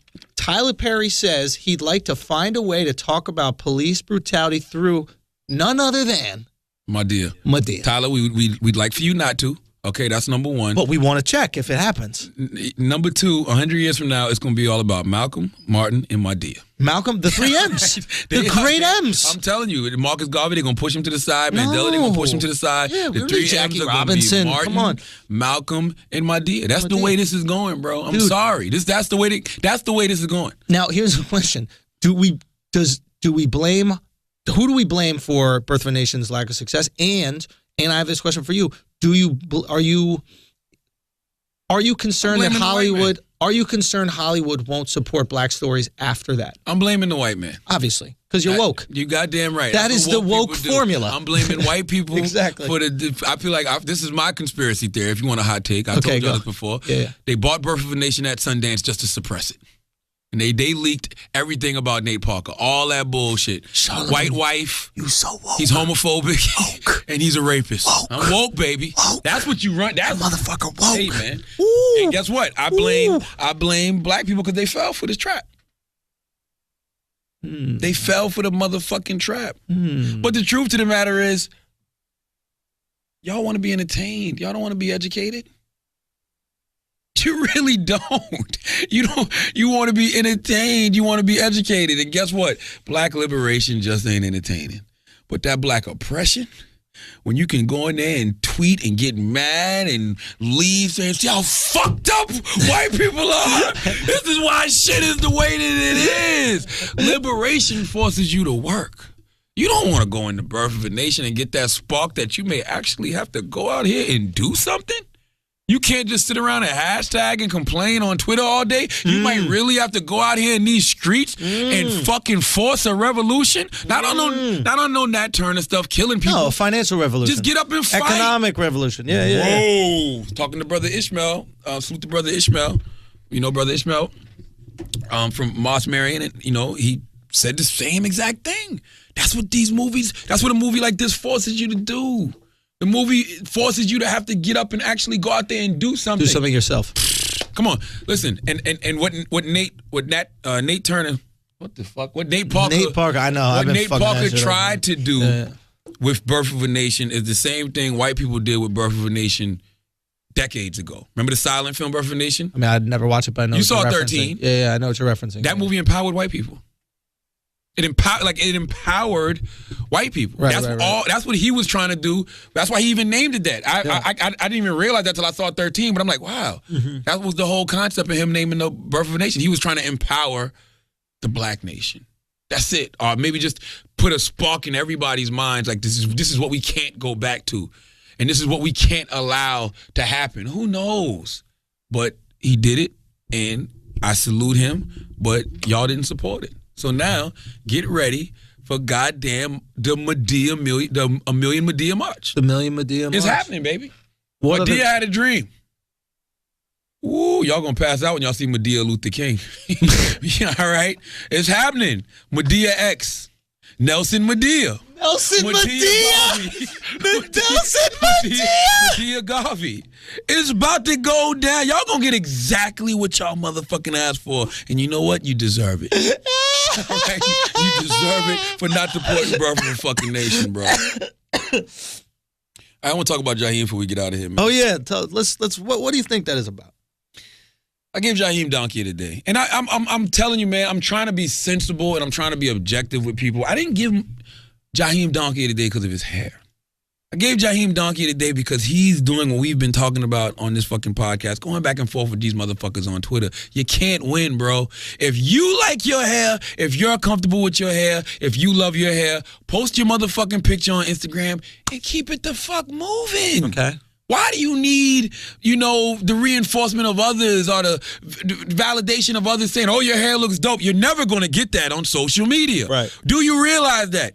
You can post a picture with Jesus right now, and somebody will be like, that ain't Allah, though. You know what I'm saying? You couldn't get no picture with Muhammad. Like, I'm telling you, that's the way things are. That's just the way the game goes. So I'm like, stop going back and forth with them. You look stupid. So he gets mad. He wants to beat me up. He's going to swell my eye up. He's going to fuck me up, all this and that. Make you pee blood. Yeah, going to make me pee blood. But then he said something. He was like, and that's the second time. And then this story came out. You remember, you was here. About when I said to Joe Buttons, remember the first time I met you, Joe, 13 years ago in Columbia, South Carolina, I asked if you was fucking Jaheim.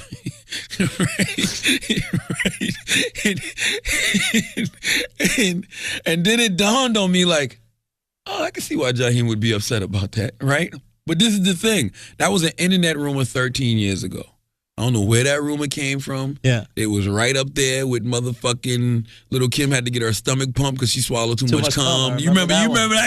It was one of those. Classic. Like it was one of those. Like those was like it was just one of those. So when I interviewed Joe Budden, just like if I was interviewing Jaheim. I just want to point out with that too much cum rumor, this is before Twitter. So you had to exchange that information personally. This is like you had to tell your homeboy, yo, you heard what happened to Little Kim? This is when they put out Tupac's autopsy pictures, and you had to fucking sit there on your computer and wait for that shit to load up. It would come in sections and pieces for you to be like, oh, with the internet that made noise. That yes.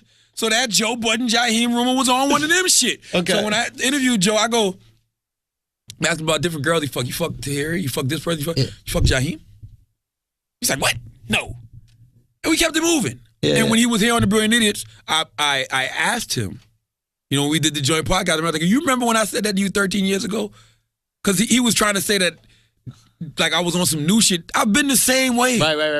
For all this time. So Jaheim heard it. Yeah, well, Jaheim heard the podcast. Okay. So that's what he's upset about.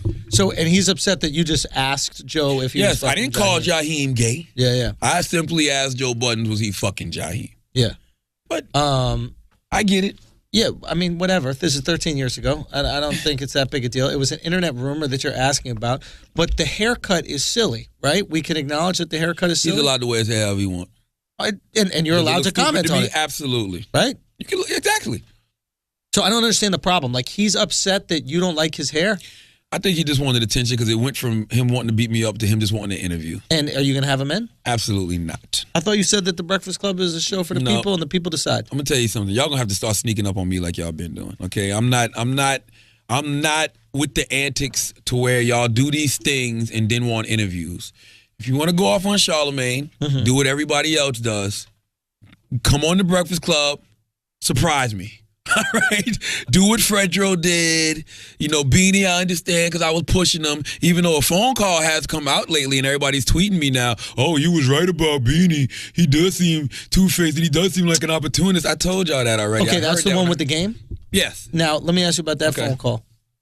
Who recorded that? Because that seems a little sneaky at a game, if you ask me. It's not sneaky if you think you're dealing with somebody who could be a snake. So he looked at Beans like, look, this guy's an opportunist. I need to record this to protect myself. Yes. So game just in case. Just in case he tries to fly off. Yeah. Now, he didn't fly off, yet this recording still got released, right? If anything, Beanie's on game side.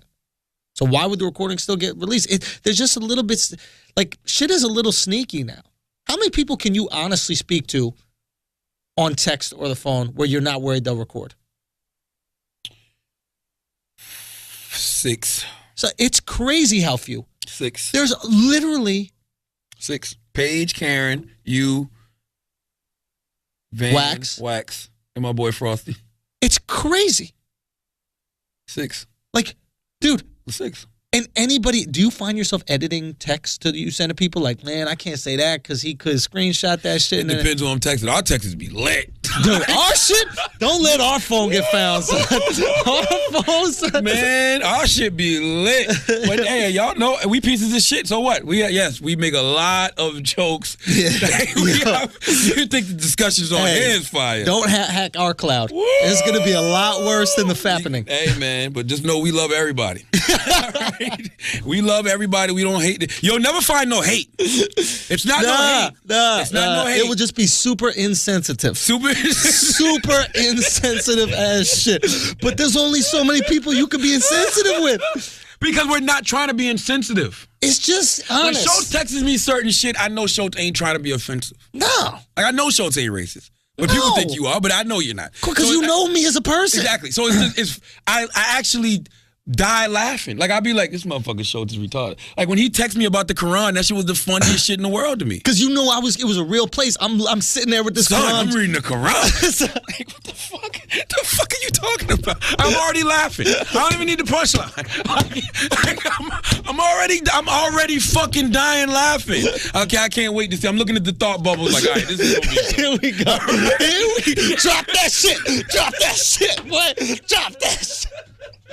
You text me about my deer this week. The way to tell black stories is to tell them through my deer. Son, like, the same thing when you hit me. This is what you said. This is what you said. I just heard out of nowhere. I just get a text from you. It goes, I just saw a Secret Service jack a Muslim up. son, and then I saw no, and then I go no, right? And then I go where? And I get no text bubbles from you, and no text bubble, and I go, and I'm literally looking at my phone. I put my phone away, try to do something else. I take my phone back out, still no text, and I hit him with this. Yo, what the fuck happened? This motherfucker goes, I'll call you in a second. That shit was real. Like, bro. Like, and listen, you know what? I asked the Muslim. I don't talk behind people's back. I asked him. Yeah. Do you not know you're Muslim?